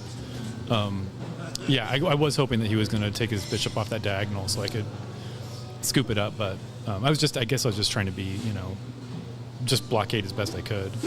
I didn't really have a plan. Yeah, to be fair, I think you literally did get into Jute's fun once he found the idea of running his king behind you. Mm-hmm. You did run out of good moves at that point. It was over. So yeah. I just wanted to give you a compliment on that defense. That defense was something else. Thank you. I do like, given that like my advantage dropped so precipitously early in the game. I guess I can pat myself on the back a little bit for holding on like by a thread for so long. I guess that's the strength to some degree. But yeah, that was I don't know. I feel good. Daniel's a great player. We play dailies, and he's kicking my butt all the time. So it's I'm glad that we got to an end game and that it was hard, and clock got down to single digits. Yeah, well played. Sorry you didn't get the win, but I think you're still in a great position for the rest of the split. So good luck the rest of the way. Thanks a lot. Thanks for watching the game. All right, thanks, Max. And we are going to go straight into our entrance videos for our final match of the night. And we have Treavor also coming out of the back. Stride, hand in the pocket. Calm, cool, collected. Yeah. Wonderful. Looks like he's ready. Now we have Andrew. Also straightforward, eyes up, steely gaze, ready to play chess. Here we go. Awesome. So we are jumping up top division. We have Treavor. This is Treavor with an A, if you're looking at the standings there. And Andrew, KaijuMitsuko Andrew. We have a lot of Trevors and a lot of Andrews in Division 1. And two of them are going to be playing right here. So should be a great matchup. Both very strong players. Yeah, and I don't think I have seen either one of these players play, as I have not been paying too much attention since I have not been a player in Season 3. But I'm very excited to see this first division. It's gotten a lot stronger since Season 2, and yeah, it should be an absolute banger of a game. Yeah, and I am actually playing Treavor tomorrow, so hopefully I can pick up some tips. All right, high five, and off we go. Andrew with the black pieces, Treavor with the white pieces. And see if our board updates here.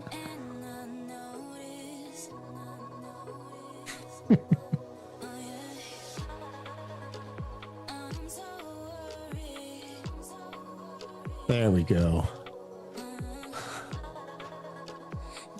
E-pawn opening. Well, we get D5.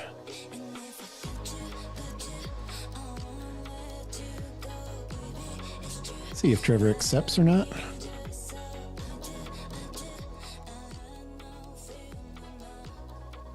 I hate playing against people who do this. It's actually one of the main reasons why I don't play E4 openings anymore. Yeah, I think, I used to always play E5. That's a very viable line. Taking, queen takes, then bring out the knight. There's a standard like 3 or 4 moves after that too. I used to run into this idea where you push the pawn onto e6 here. And I always hated it, and it drove me absolutely crazy because the people would know like some double pawn gambit 12 moves deep. Yeah, I think normal response here is knight c3. We'll see if Treavor goes with that.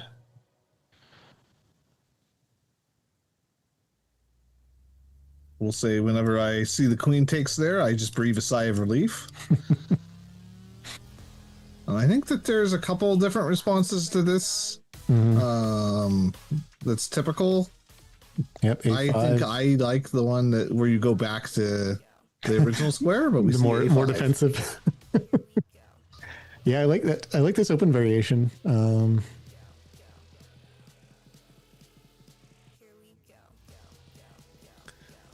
I think a few more moves and I am going to be out of my known continuation of this.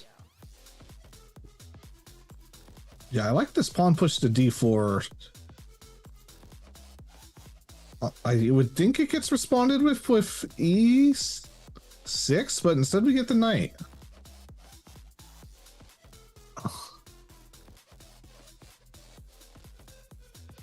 And maybe we just get knight jumps into the d5 right away. You might still see, yeah.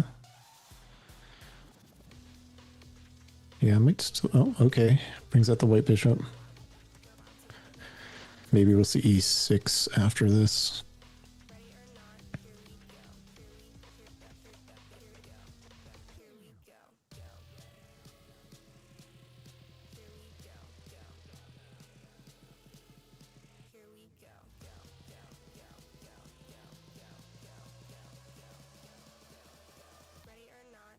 Yeah, I personally like e2 with the bishop, just playing super safe here, or maybe e3 with the dark squared bishop, but chooses to play d3, which looks off to me, but Yeah, the computer does want the e6 move.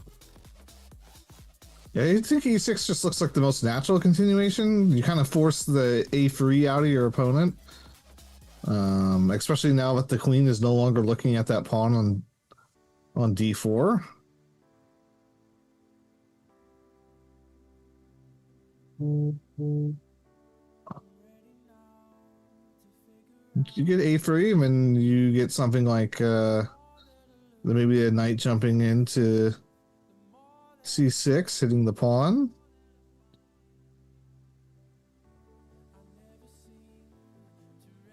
I like black's position here.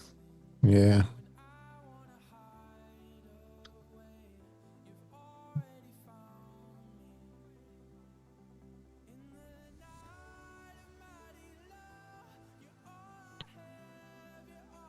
Andrew taking his time on this one.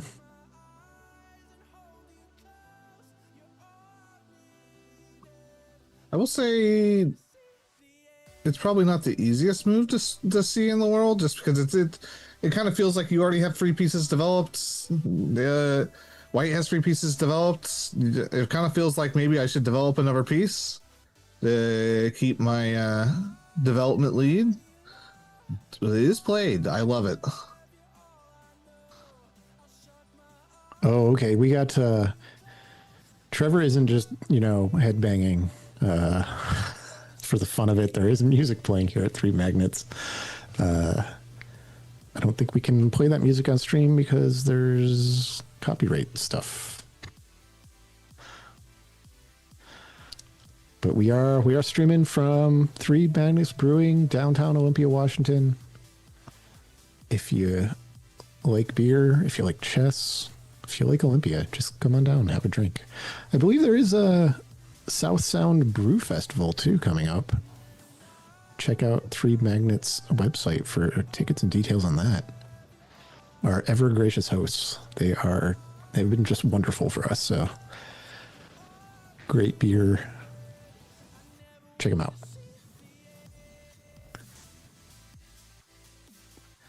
Treavor Castles feels pretty natural.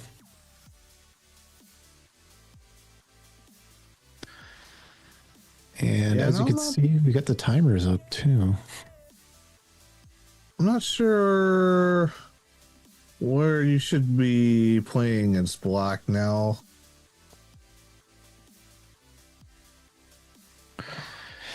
Yeah, I don't know. I don't think there's any major concerns. I feel like you just keep continuing developing. C6, I guess he's worried about strength on the D5, B5 squares, maybe prevent Treavor from trying to move the knights up the board and push the D pawn maybe.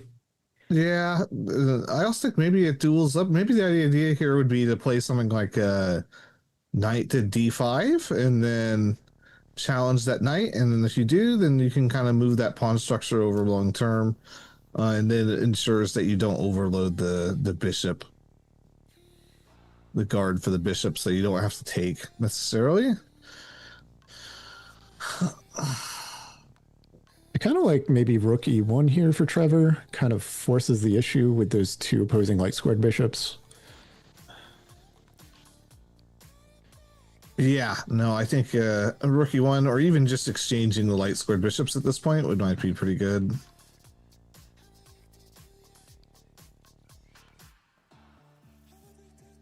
The only other move I really see in the position that makes any degree of real sense would be something like the dark squared bishop out to e3. Yeah, no, I think, yeah, I like Treavor having that e file open. I think his rook is better there. That black bishop, I guess maybe you could go g5. Nah, you don't like g5 either, because then queen can threaten. Yeah, I don't know. I like rook e1, but we'll see what he chooses.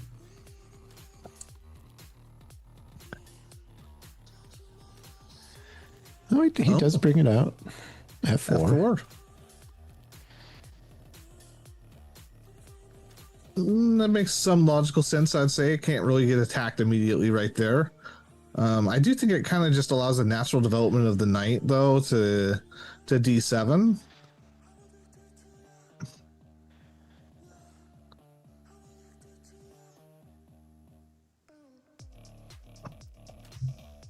I could see black bishop to b4 too. That would make a large degree of sense, yeah. Put pressure on that diagonal. I think, Treavor, maybe his pawns on that queen side could be, disrupted a little bit, maybe. Again, still early play, though. And, just if you're joining us, this is a Season 3 Olympia Blunders Chess League coming from 3 Magus Brewing. We have a scarf this season. Pre-orders available now. Hopefully delivery in September-ish. But see it on the screen there. It's got the name of every player in the league. A cool logo designed by cool people. Go to the owlyblunders.com link. You can find out how to order one there. You can join the Discord. Follow our social medias. It's all there. I'm just happy if you're tuning in. Thanks for watching some chess.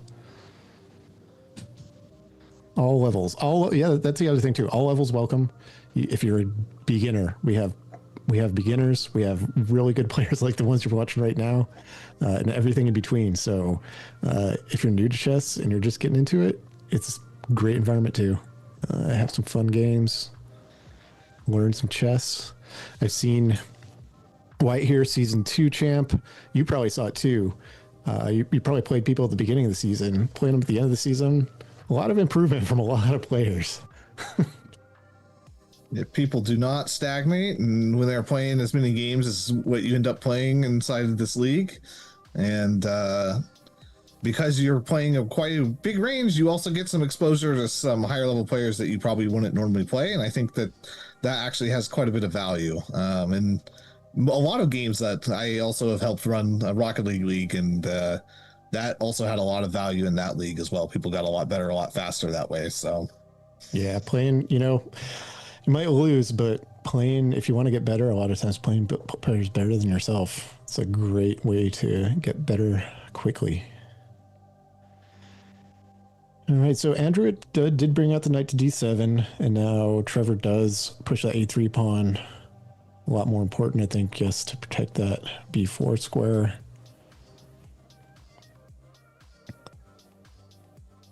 I think the real question is here: do you play queen b6 with the black queen? I don't think I would. Let's see. The computer likes the bishop trade. I feel like if, I tend to play a little more defensive as black. My gut feeling is that I might just do bishop e7. It feels like it shores up my position a little bit. It's definitely not like an aggressive or tempo winning move, but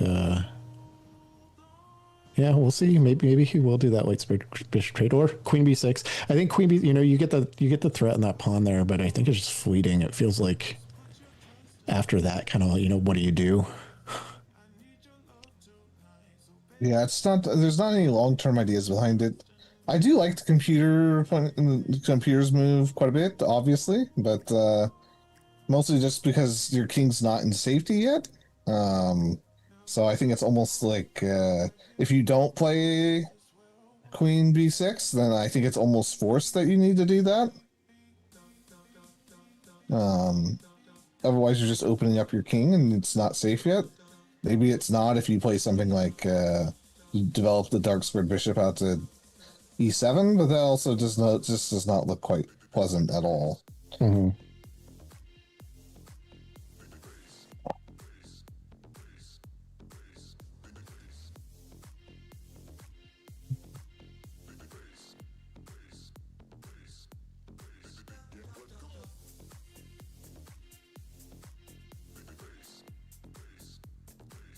Yeah, I don't really see any other options besides those two moves. Do you see anything? The other thing I was thinking about is, again, because like I was saying with the defensive mindedness, I think maybe pawn g6 here and prepare for the fianchetto. Again, it's kind of preparing to like hunker down and just react to what Trevor's doing. But again, I don't see a lot of,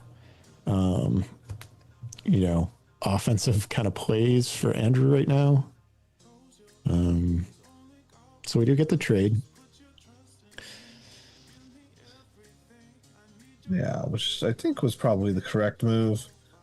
I just don't know. You have to, at some point, you'd like to reroute that knight on c3. It's kind of blocking your pawn chain at this point and not really staring into two dead squares. Mm-hmm.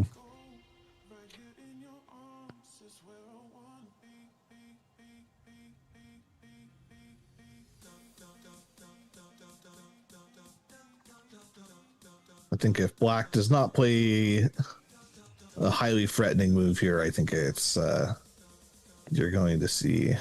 Yeah, I think maybe your move from earlier, rook e1 is good, or knight to e2 or e4.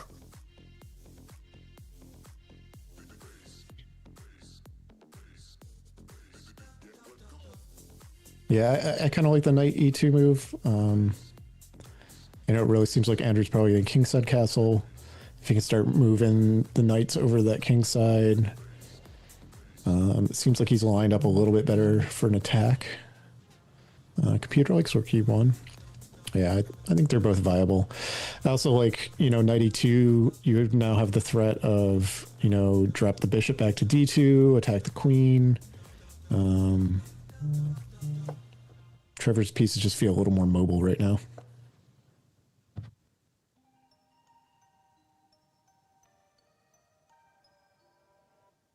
Yeah. And the biggest thing is, the thing I like most about the knight e2 move is honestly just the fact that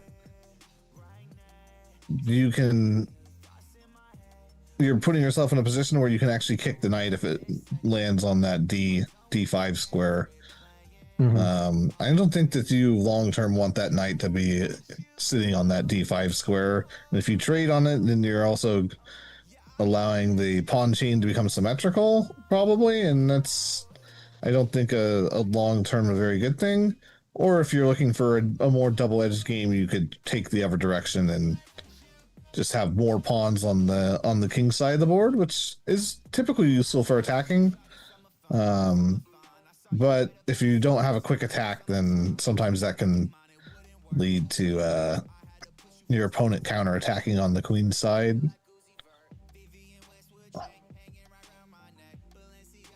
Yeah, we got Treavor considering his options.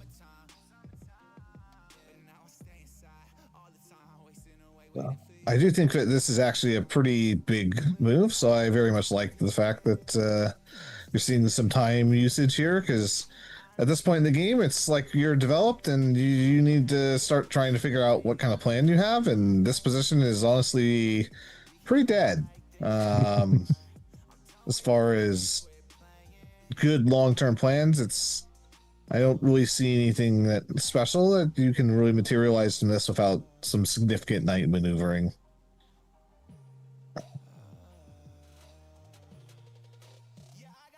You want to keep it dead, I think you probably play something like knight to e4. Oh yeah, that would be interesting. But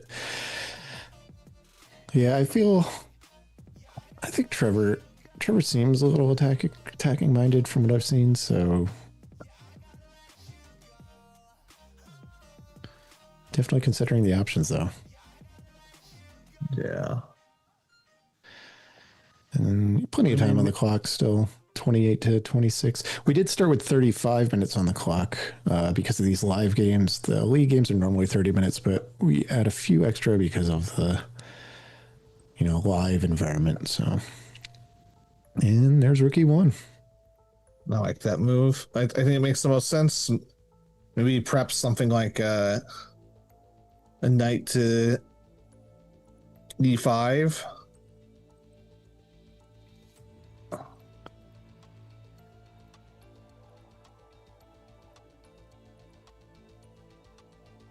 No, I think it's Black's turn to really think about what they want to do here, because you do have that knight option. You could move that knight, clearing up a diagonal for that bishop, hitting the dark squared bishop and your opponent's knight. Mm-hmm. Yeah, maybe thinking the either gives me the knight, and which is going to come with either a pawn takes, doubling up the pawn, or a queen takes, which then I can still double up the pawn. Or a bishop drop back to d2, and that kind of feels like you're kind of burning a move almost. If they end up doing that, maybe hands you the initiative. So I kind of have a preference for maybe bringing that knight to d5. Yeah, it looked like computer like the castle. Castling would make a large degree of sense.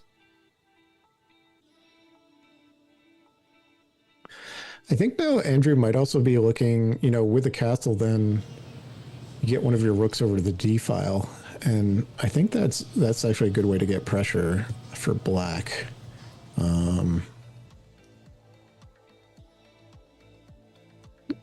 I think that affords more opportunities to, use the knights and the pawns in the middle of the board to try and gain a little bit more foothold. Yeah, especially since the queen's sitting on that D file, and could very easily become undefended too. But that pawn is weak on D4, and that's like the one weakness in the position I would say for either player is that loose pawn. So attacking that does make a large degree of sense, especially because the queen's behind it.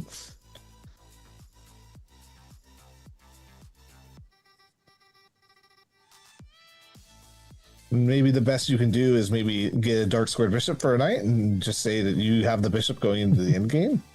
But okay, h6, interesting. Guess he maybe had some concern with Treavor getting the knight up to g5.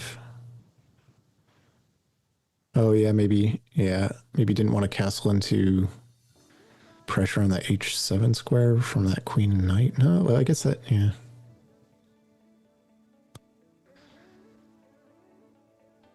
don't think it's a bad move. I don't really see much of an attack, but maybe as black here, you're just sitting there going, I'm going to let white try to create this attack, and I'm just going to kind of sit and play defensively. It does double up and allow me to not worry about back rank later on. Mm-hmm. I still have a lot of pieces over there. Should be safe still. Computer still likes the castle here.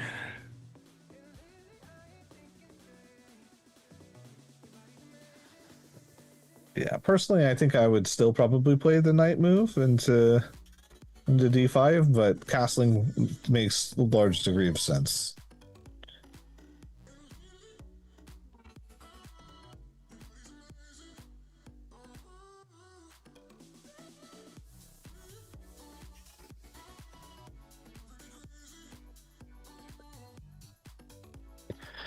Yep, still pretty even overall.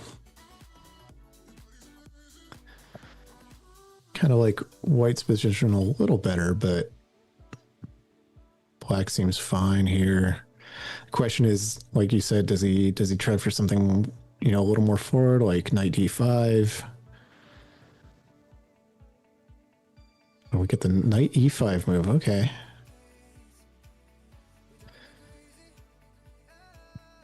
I do think that is a good move.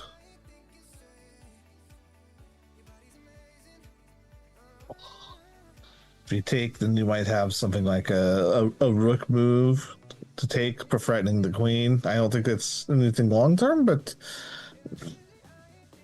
maybe you just plant the bishop on there. And computer likes defending with the rook. Yeah, I don't think Andrew should trade for the knight. But he probably needs another defender on there. I kind of like sliding the queen back to c7, but unfortunately that comes with a pin. Yeah, no, if that bishop wasn't there, sure.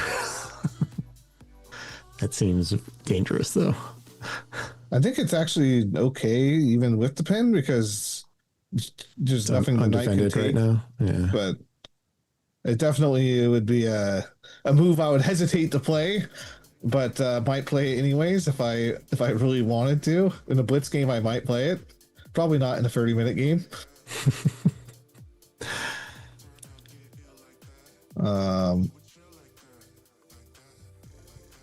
Yeah, outside of that, maybe queen back to D, but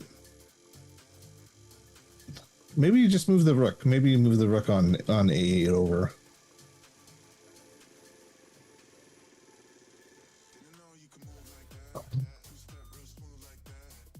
The queen's already defending that. It's not easy for white to get an immediate one-move attack on that A7 pawn.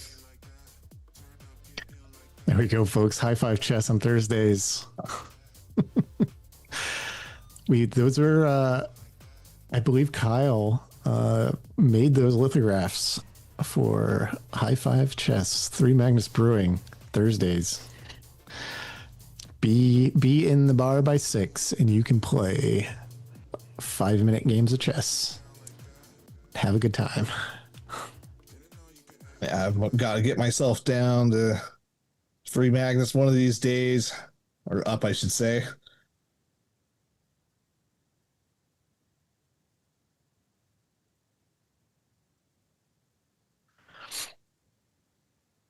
All right, Andrew, about to hit 20 minutes.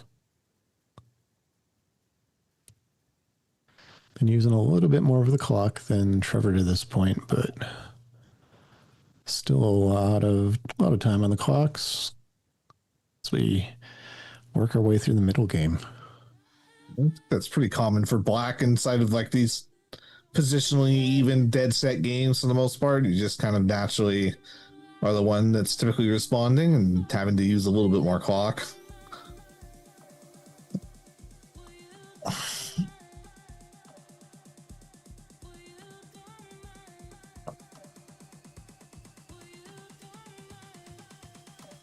Once again, I don't really see a whole lot of other options. Never been just moving the rook.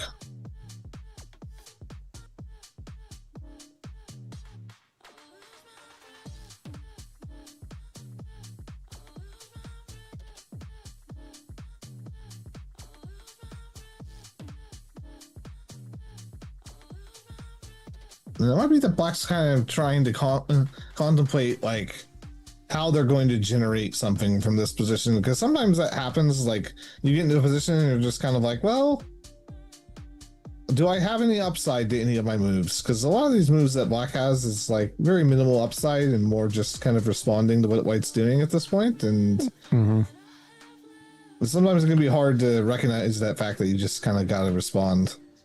And does take the knight. He trades. So I expect we'll get the pawn take here. But, oh, the computer likes bishop. I think, you know, he could even do take with the rook, but I think any advantage, any attack you get on that would be fleeting. I kind of like bishop takes here as well. Just because I think like I would like to preserve that e2 knight move and work my knight back over to the king side and get that pawn chain fully constructed, and maybe just plant my queen on my own second rank there and line it up with the bishop and try to get like a nice little maybe bishop stack at some point on the h pawn to open things up. Yeah, I guess taking with the bishop does preserve Trevor's strength with that pawn on that c5 square too. It limits Black's dark squared bishop a lot more, I think. Yeah. But that being said, I think the rook move is also interesting. I'm not sure how to fully calculate it. I think, you know, it kind of looks fun, but I think you just end up moving the rook back eventually. I don't think doesn't look like, I don't see anything obvious of where you could sustain an attack with the rook. So yeah, but you know, never know. Yeah, I don't think the rook move is good. The more I look at it, I think you're absolutely right. I think you just end up having to move back and waste the tempo. I feel like the real question here is like, well, I mean, if he takes with the pawn, I think it almost forces knight d5. And probably still, like, I feel like knight d5 is probably going to be Black's follow-up move almost no matter what. Yeah. No, the only other option is knight g, but that doesn't do anything, and then might trap your knight long term. Yeah. I mean, I guess moving the knight now with the bishop there, there's a lot more pressure on that g7 square for the king, but it seems like it's defendable. Yeah. I don't see any real benefit.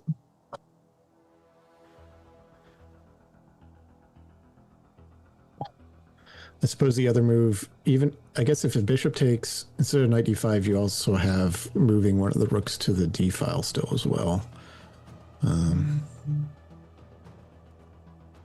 Yep. Yeah, no. Yeah, I think the bishop takes here is definitely the one I would go with. The rook takes, I might go with in a blitz game. I hear that. Because I think maybe just putting some pressure on the queen and forcing them to move their queen and hoping they pick an unoptimal square is not necessarily a bad idea. Mm-hmm.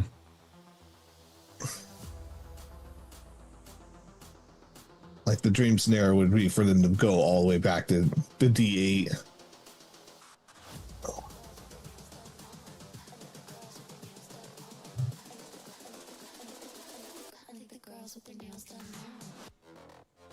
Or even maybe to go to b6 and you can attack it with knight jumps into a4.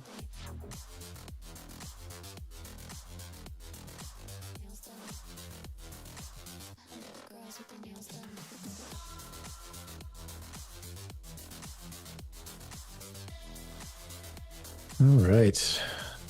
Treavor on the clock right now. He is approaching 20 minutes. Andrew now at 18 and a half. Dead even by the computer's reckoning.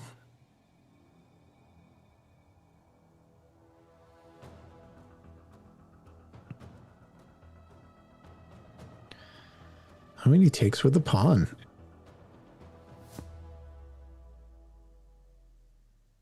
Yeah, and I think you're absolutely right. I think it's a pretty obvious just move to d5. Mm-hmm. And I think maybe this would be good if you had the light squared bishop still on the board, because then maybe you could get like a pawn push towards the black king, but without any pieces that really can easily do that and just guard the whole diagonal like that. I don't, other than your most valuable piece, the queen, I don't really see what the long-term gains are from doing that after knight comes to d5. And the computer favors pressure on the queen first with the rook d8.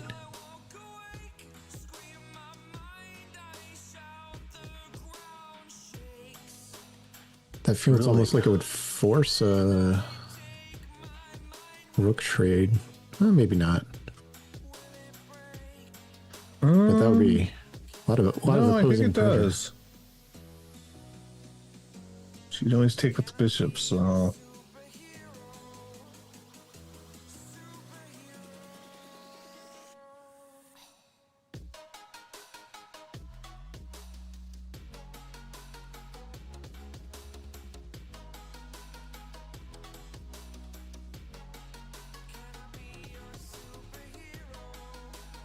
Okay, we get the rook from the a file moves over. Ooh, can you take the knight here? Probably not. Let's see, take. Takes queen, takes bishop. They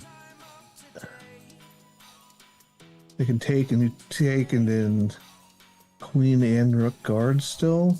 Is there a way to prevent that? I don't think so. I don't think you can. Yeah, I think black still. Oh no! Oh wow! According to the computer, you can. wants- Wow, interesting. Unless I miscalculated something.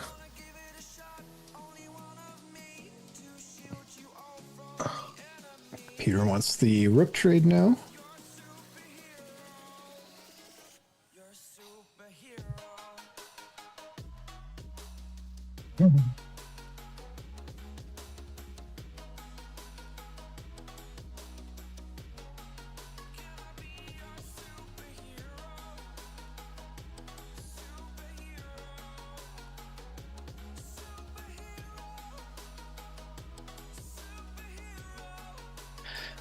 Seems like no matter what, stuff's probably going to open up a little bit at this point now, though. Yeah, I think at the very least you're going to have an exchange of rooks. And maybe even exchange of knights even. High Five Thursdays, folks. Every Thursday for the foreseeable future here, 3 Magnus Brewing. Come and play some 5-minute chess games with a bunch of cool people. Have a bunch of good drinks. Details, Discord servers, Instagrams, scarf orders, they're all at olliebblenders.com. Found a bunch of links there. You can even find the historical, season 1, season 2 results if you want to go look through those. You can see that Commentator White here, season 2 winner. Not playing in season 3 though, so that title is just open and up for grabs. Yep, did not have enough time to play in this season. Maybe in season 4, we'll see if we end up doing that. But 49 players this season. Unbelievable amount. And I would assume the computer wants the knight to jump to d5 here. I think that's the only reasonable move. Yeah. I think that literally is the only move that keeps the advantage equal. Yeah, it's the only way you don't lose that knight, so. think we'll see that in short order, and then it's just going to be the matter of whoever white trades or not. I think maybe the interesting consideration here is knight d5.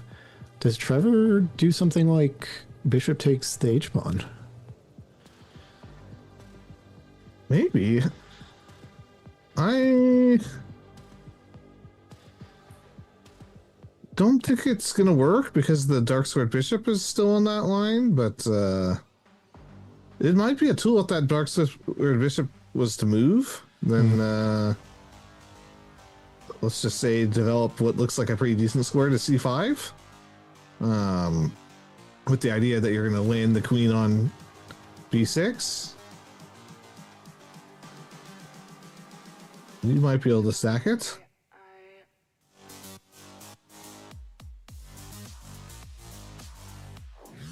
Yeah, for now. Stacking it now gotta- may be a mistake, though.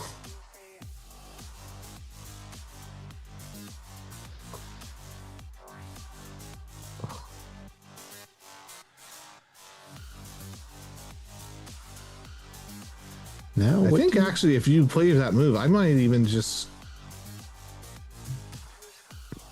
Well, maybe not. Can't attack there. I was gonna say I might just take the knight on c3, but I don't think that actually works long term.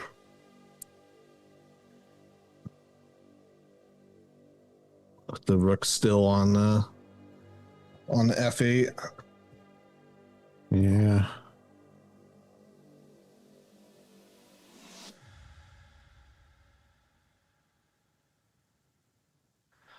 See if Treavor trades the knights, maybe. Otherwise, I think if he doesn't, bishop d2, maybe. It's either there. or Yeah, bishop G. d2 just feels like a pretty sad move to play. It comes with threats. I mean, since you got the rook there already, it comes with threats of, discovery on the queen.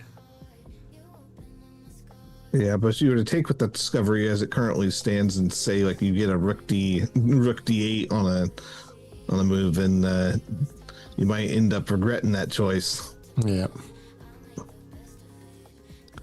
Yeah, for Andrew, it really seems like, now if he can get his rook over and get d-file control back.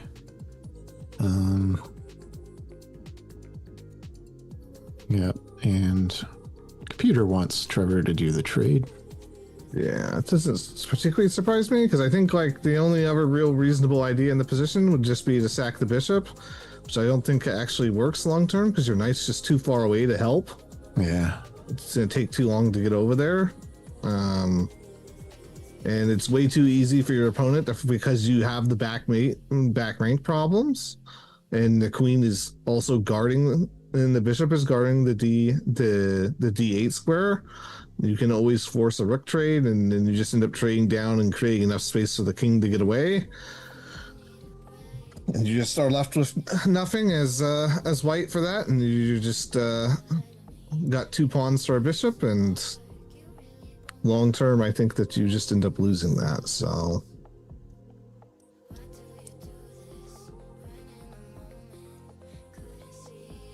I think if I'm black here, if I'm not sacking the bishop on this move, I am quickly playing the knight move, or I'm maybe thinking about playing rook d8 here. That's the only other reasonable move. As far as if white does not take that knight, obviously. I mean, You I have think to that's move the bishop. That's almost why white does. I feel like now, almost why white does have to take it, because otherwise you get a bishop move, and then I think rook d8 for black is so much stronger in that position after that. Yeah, and a lot of it's just because you have to worry about back rank. If you have to worry about back rank, I think the reveal attack is actually pretty good. But Yeah, there's the trade. I think you have to use c pawn here, right? Or do that's what I think I would use because I wouldn't want to allow the attack. But might be able to take the other pawn and not be punished too much. I don't think like that's necessarily a good thing for white to open up that F file with the rook still on it. Mm-hmm.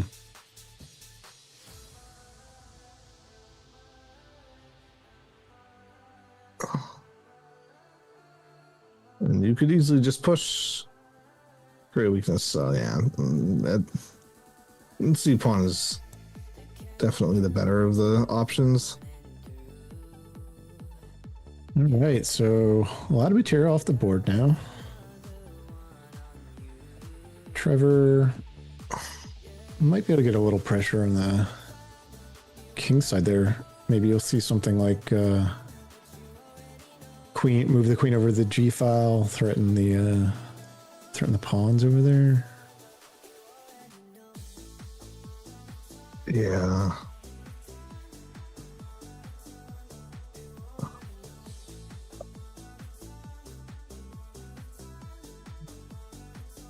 Yeah, at this point, I think you have to get that queen out so that way you can play like an H free to get your black sword bishop to work and always keep an eye on that E pawn.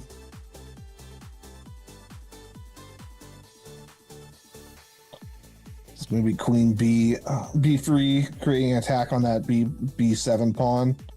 Mm-hmm.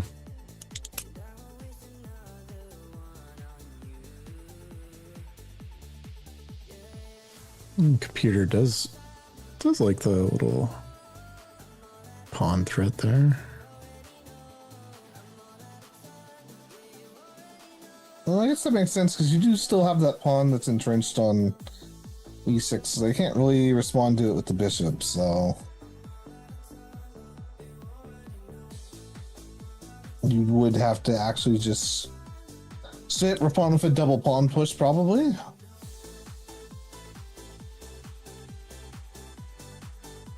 Which does open up the king on the black side. So maybe that is an interesting idea.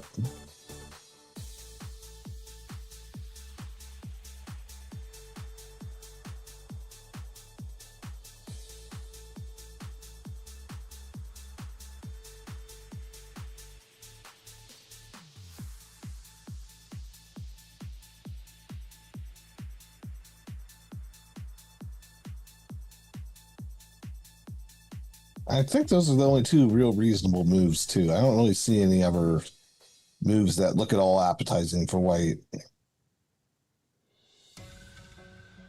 Maybe? No, it just drops pawn A3, yeah. I don't see anything else that looks even remotely good. Maybe queen to D free, just linking up with the rook, but the move doesn't do anything. Yeah, I mean, yeah, like the G file, it's an attacking move. It's going to make Andrew respond.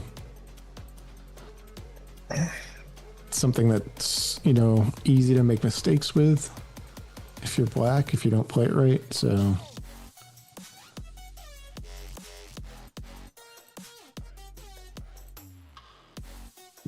yeah, and the clocks have equalized, which is something, dude, that does need to be stated. If you're black, that is the one thing that you kind of got going here, is that the clocks are equalized now, and you were back behind, and you do have that pawn that's pushed all the way up on the D file, and you got to feel good about that.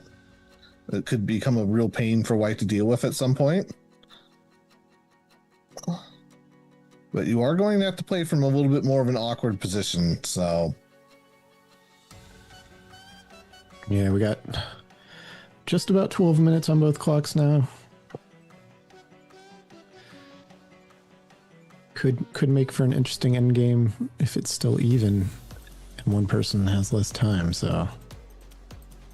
My question is, could you play something like rook C8 here, just ignoring the threat, letting it happen, and then pushing the pawn to the G6, maybe?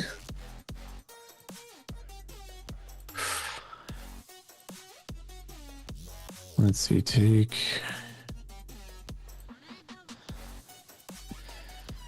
I mean, yeah, I don't know. I'd be worried about it. Like you said, especially with that E5 pawn covering the F6 square. It would tie down your dark squared bishop to defending that square the entire time for sure. Yeah, I think. Yeah, computer moves king h8. That I think that's what I would. That's what I would do.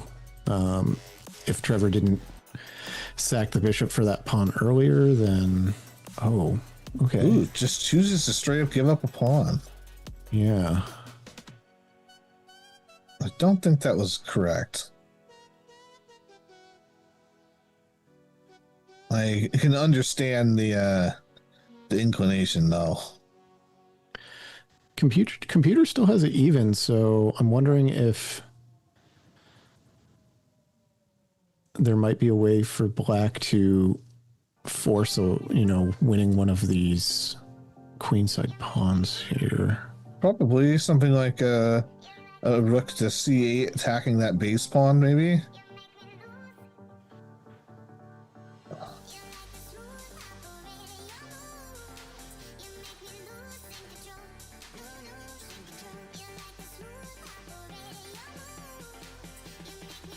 I feel like you might just have enough attacks on those pawns down at the bottom to where you can be okay. You no longer have to worry about back rank, so it is kind of a concession because the queen on its current line will always have a back rank check if you ever move the queen, and the rook comes out and takes something. And then you'll always be stuck in perpetual, but if what you think this position is a draw as black and you're just playing for a draw, that is an option to just decide, hey, I'm a bit busted here. I'm just going to make these attacks on the pawns and try to win the pawn back and threaten to get something going on my opponent's back rank or doubling something up on the second file there and creating a rook and queen combo.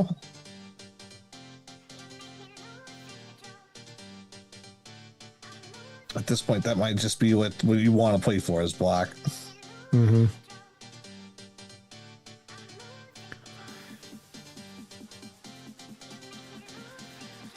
All right, so I feel like c3 is kind of the natural response to this.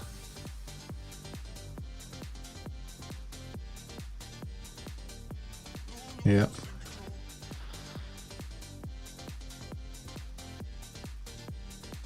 Now maybe queen b6. I kind of like queen b5 because then maybe I can hit the rook on with e2 afterwards.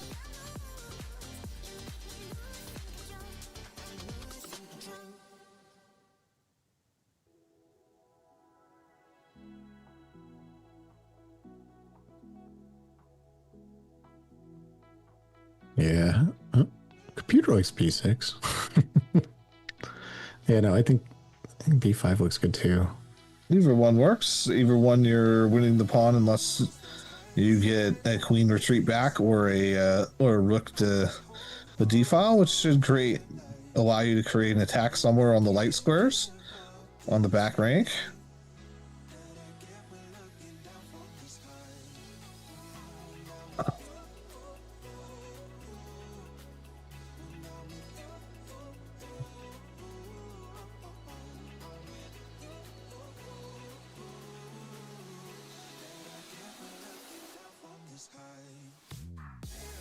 I don't think there's a way to defend all these pawns.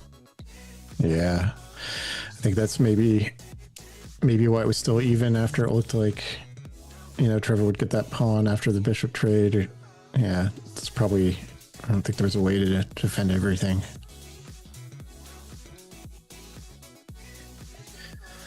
Treavor cleverly positioned his queen to block his opponent's clock.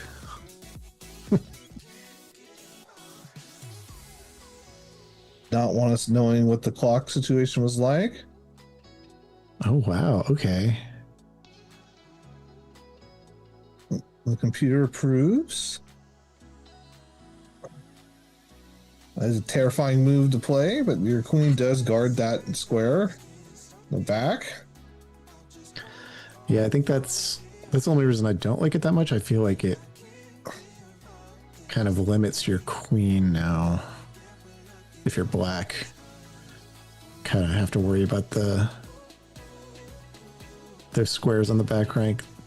Yeah, maybe the idea is to play something like queen to, if say like they get a pawn push to hit the queen, then maybe the idea is I'm just going to go back to c7, and then I'm still going to defend that square, and then maybe I'm going to plant my rook on e4 and go after that weak pawn.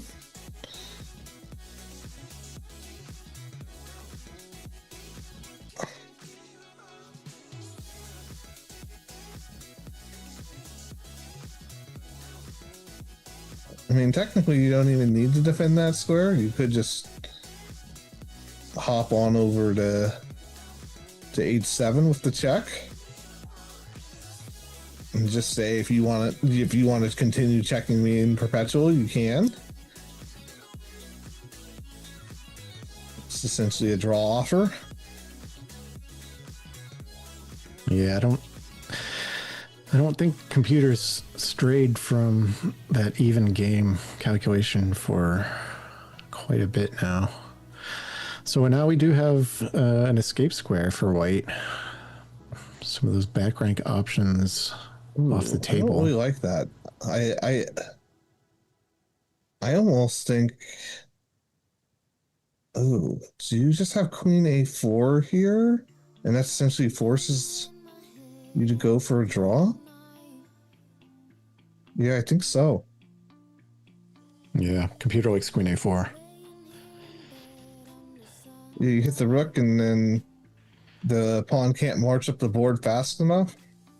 And if you're not careful, you could end up in a really bad scenario where all of a sudden you're the one under attack.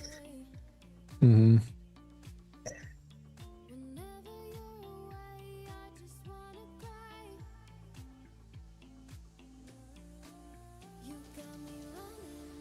It's easy for me to spot that. If I was playing this game, I don't know if I would spot that move, but I think I would probably still just be like, okay, you're going to march the pawn up. I'm just not going to care about that and continue on. But I don't really see a good move outside of queen a4. Yeah, well, I mean, I think queen a4 almost, well, let's see, check. Because now with that,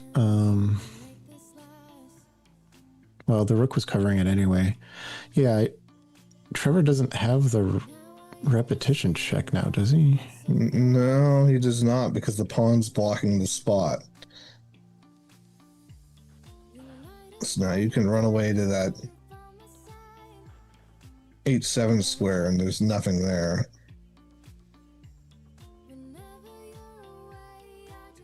And then you gotta be careful, because you can end up getting your queen kind of in a bad spot. Something like, ooh, and I don't think that was it. That was the original idea, and I think that he probably decided to go with it, but I think this allows a lot more counterplay. You just keep pushing that pawn up the board, yeah.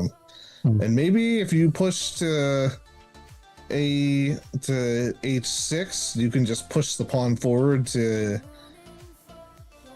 g6 and just hide the king, and maybe you're still okay somehow, but I don't like it.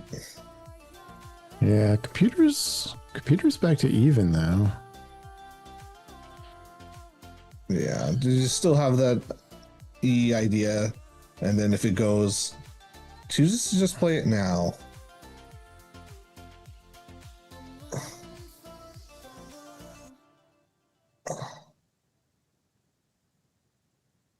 If you're white, this is probably a frustrating game, because it kind of feels like you should be better. Like, you're up a pawn, you have the opponent's king is less safe than yours, but somehow you still can't find anything. Yeah, I still like, yeah, I think knight e4 looks good now. Yep. Andrew finds it. And he is, Andrew, I know you can't see with Trevor's queen right there. He is under 6 minutes now. And, he's under 5 minutes. Trevor, 8. Yeah, you can see Trevor's on the screen there.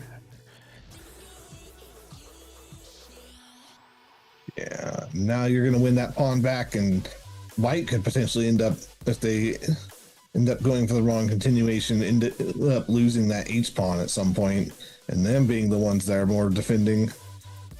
This is why you see this F pawn push, just defending that pawn. So you lose that pawn, then you go for this pushing of the pawn idea you had, then the queen just covers everything by taking the E pawn. So now, okay, he moves the queen up. Okay. Oh yeah, I like that. But the computer still favors white a little bit now. Okay, yeah. Wants the rook threaten on the G file? Yep. One's found. I mean,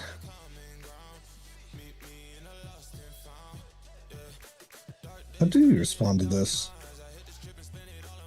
It's a good question. Oh, Queen C5, just giving the check. That is ignoring the threat.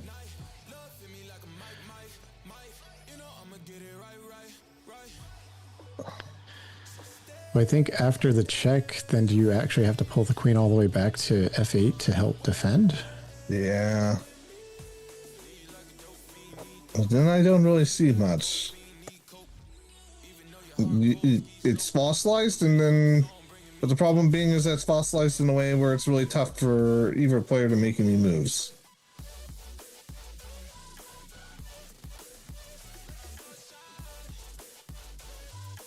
So you could always push that pawn, but then you just have the pawn push, and now you have nothing. You have no pawn breaks. It's found. There's the check.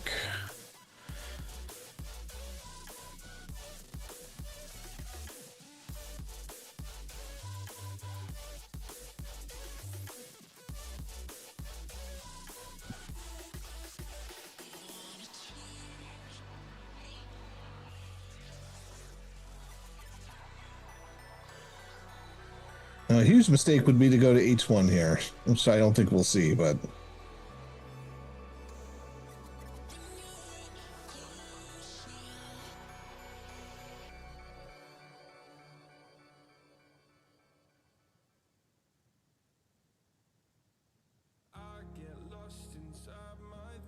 Yep, King H2. Yeah, I think Queen F8, right? Yeah, I think you have to. I don't see any other possible move, really. And now you're kind of stuck in the same exact scenario where it's like the queen still guards everything. You are still down a pawn, and maybe you can play for that pawn break on the F5 now. And I think that's the difference in this position is maybe you might still have a pawn break, but if you ever play for that pawn break, then the rook just takes the pawn on E5. So, yep.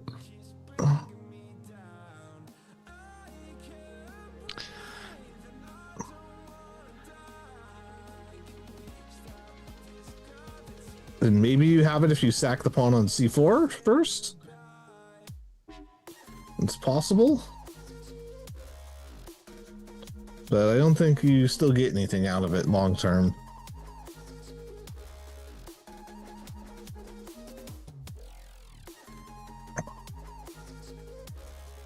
Yeah, I don't know. And the clocks could become a huge factor here, though. Yeah, you're right. Looks like the last update we had for Andrew's clock was 3:28. We could get maybe an update on that. That's now? All right.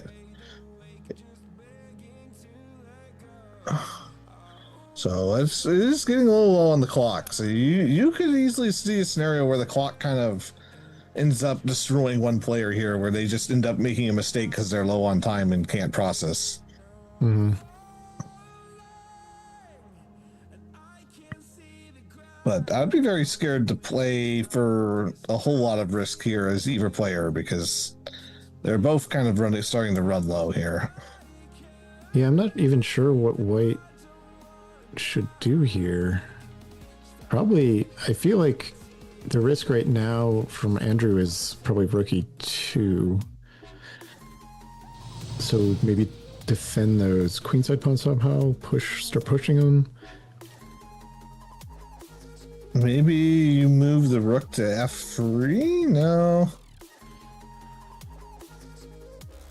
I'm not entirely sure. Yeah, I mean, I think the part of the issue too, I feel like, is, you know, if you start move the rook or the queen off, threatening the mate. Moves the queen back to g4. Yeah. Looks like it. Yeah, maybe confusion of whether it accepted the move okay.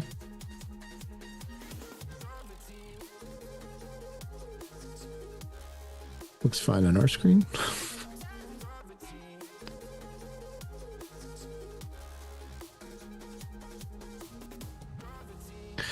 So defending that e2 square now.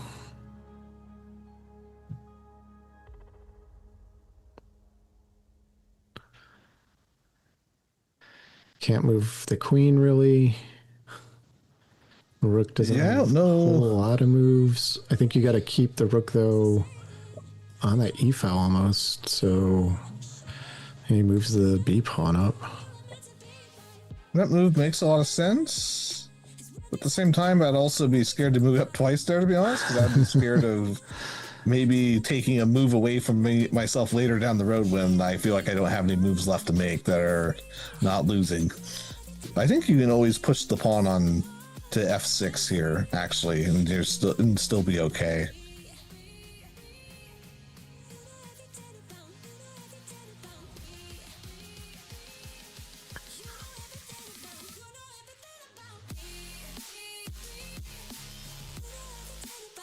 All right, now we're getting a little bit quicker play. Both players, let's see, 240 in just about 4 minutes, looks like. Starting to be more pressure here.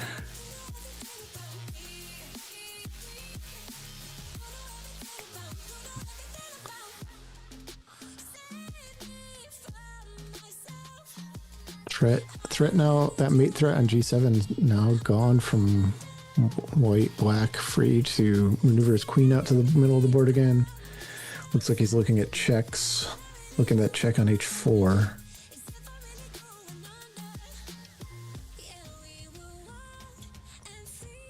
Get a pawn push here.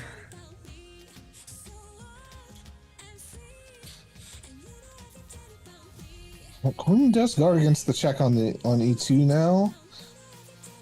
Maybe the idea here is that you're just going to pawn push up and you're just going to push that g pawn up to g4 and push it one more time to g5 and just try to open up that king a little bit more.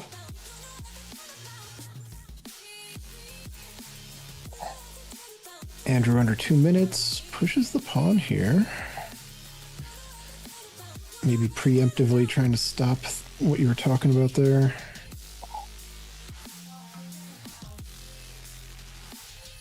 Yeah. Now I think it's going to be very hard to play for anything for either player.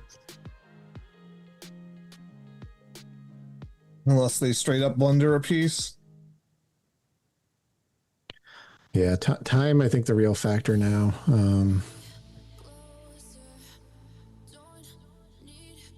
And as white, you kind of blocked all the positions off, so I think I would just be looking to try to make a move quickly here. Maybe just play something like rookie 3, looking to trade the rooks off.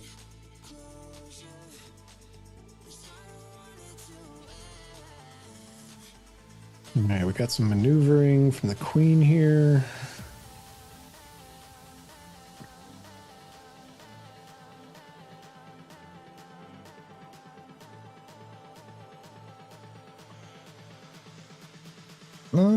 Maybe b4. I'm not think quite sure what I do as black here. I think black's definitely the one in the harder position, but I think I could b4. I don't know. I think black's fine with something like just moving the queen f7. Trevor's then kind of stuck both defending the pawn and the check square on the e file from the rook. Yeah, I think that works too. I think you're right. But under a minute now, 50 seconds left.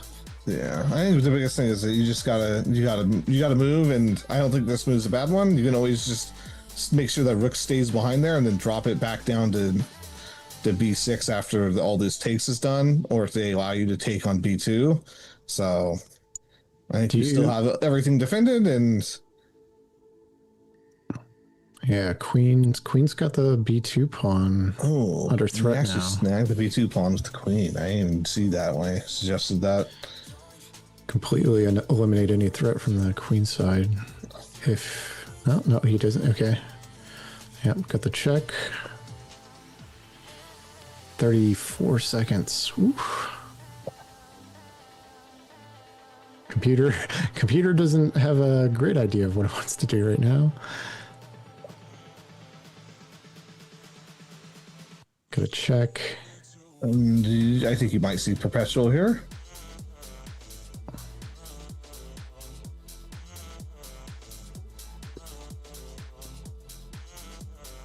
Maybe you might see e8 and then a pawn push to a5. You're risking quite a bit, though. Treavor with a little under 2 minutes to think about this, what he wants to do. Is the king up? King.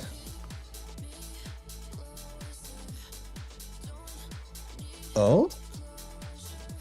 Computer likes white's position by about a pawn now. Yeah.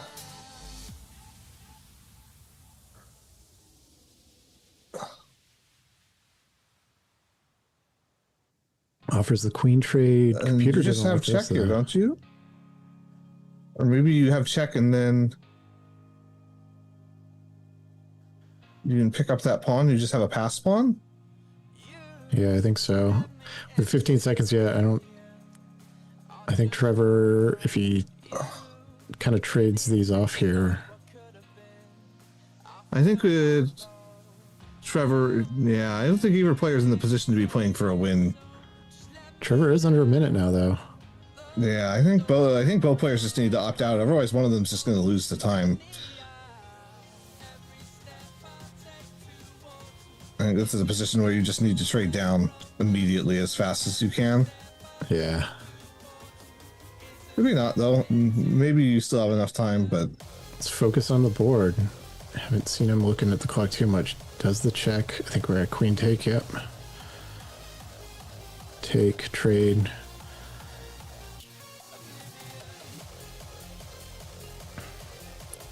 Andrew got to move fast. 4 seconds left. I think he's got to be prepared to move very quickly. yeah, I think over the board, he's just going to have just enough. Yeah, out of time. What a game. Well played.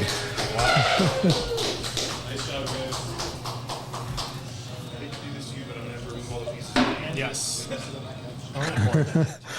I think we might just be going straight into we're gonna do interviews. We have some time for interviews. All right. First interview, Andrew. Wait. Getting the headphones right. Andrew, can you hear us okay? Yeah, can you hear me? Yes, we can. Perfect. Sorry you didn't get the win there, but man, it was that was tense the entire way. Yeah, for sure. Yeah. I think the computer was almost dead even most of the entire game. I think towards the end when you guys were forced to start making fast moves, Treavor I think had an advantage there. What was kind of your mindset in the game? Were you looking for attacks? Were you trying to stay alive? What was the thoughts there? Looking to stay alive mostly. And then at the end, I realized kind of in the middle, I spent a whole lot of time thinking, and probably shouldn't have, and it really bit me at the end. But we were both down to it, and I wish we had like 10 more minutes. That would have been excellent. Did you ever cross your mind like offer a draw or anything like that? I think there were a few positions, it was pretty drawish. If do you think Treavor might accept something like that, or were you just No, I thought it was mine to lose. We got also doing commentary. We got Wyatt. Wyatt, you have any questions for Andrew? Yeah, I just say it's. I think it was a great game. I was going to ask you about the time usage, which you already addressed. So I think I should be pretty good. I know that we're under some time crunch here. So yeah. Well, again, great game. It's tough to lose on time right at the end there, but yeah, it looks like it should be some more exciting games in the future for you. Yeah, So. for sure. Thank you for having me. Awesome. Yeah, thanks, Andrew. And I think we're going to Treavor here, get everything set up.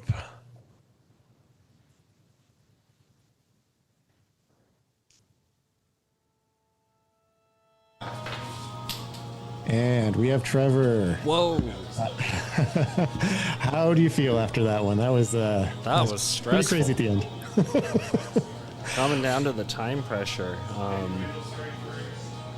Yeah, the whole game could not find a way to break through. And then once the rook went sideways to my pawn and I could get my rook behind the pawn, looked solid, but still stressful until that point, pretty much. Do you feel like you were like playing for that clock there a little more towards the end, or were you trying to kind of keep the same game you'd keep going? I did abandon any ideas of actually breaking through. Andrew's defense was solid. I just could not see, once he got the queen back to defend the pawn, it's like, I don't think I'm going to win on the king side, so I did try to reroute a little bit to the center and queen side, but I didn't see anything solid beyond he's low on time. So that was a factor for sure. Yeah, we asked Andrew too. Did draw ever cross your mind there, or was it you kind of just wanted to keep it playing? That was the answer. He thought he was losing for most of it. Felt I think pretty computer, even. right up until the end there, I think computer was pretty even. If you go back and do the review, I don't think anybody swung very far in either direction for most of that game. I look forward to seeing it. Scandinavian's not one of my favorite openings, so I did try to play a little different than the book. But yeah, it'll be a great game to go back and watch. And it felt even most of the game. I thought once I'm not good at picturing and explaining the notation, but the pawn taking the pawn, checking the king, queen takes. It seemed like there were drawing chances in there, but yeah, I mean, I think for sure you probably had a repetitive check if you wanted it. Yes, that was what I was trying to avoid. It's like there's got to be a way to at least keep the game going because of the time pressure situation. Had it been the other way around, of course, go for the draw. We got Wyatt here too. Wyatt, any last questions here for Treavor before we head out? I don't think so. I think that we have been, production's yelling at us to wrap up. So I just congratulations on the well-fought game. That was fantastic. A pleasure. Thanks, guys. All right. Congratulations. Good luck the rest of the way. Thank you. And we are closing this place down, folks. So we got to get out of here. Thanks to Wyatt. Thanks to producer Ashley and all our players tonight. And thanks to the Three Bangers for hosting us. OllieBlunders.com. Follow those links. Smash them likes and subscribes, folks. And stay tuned for future events.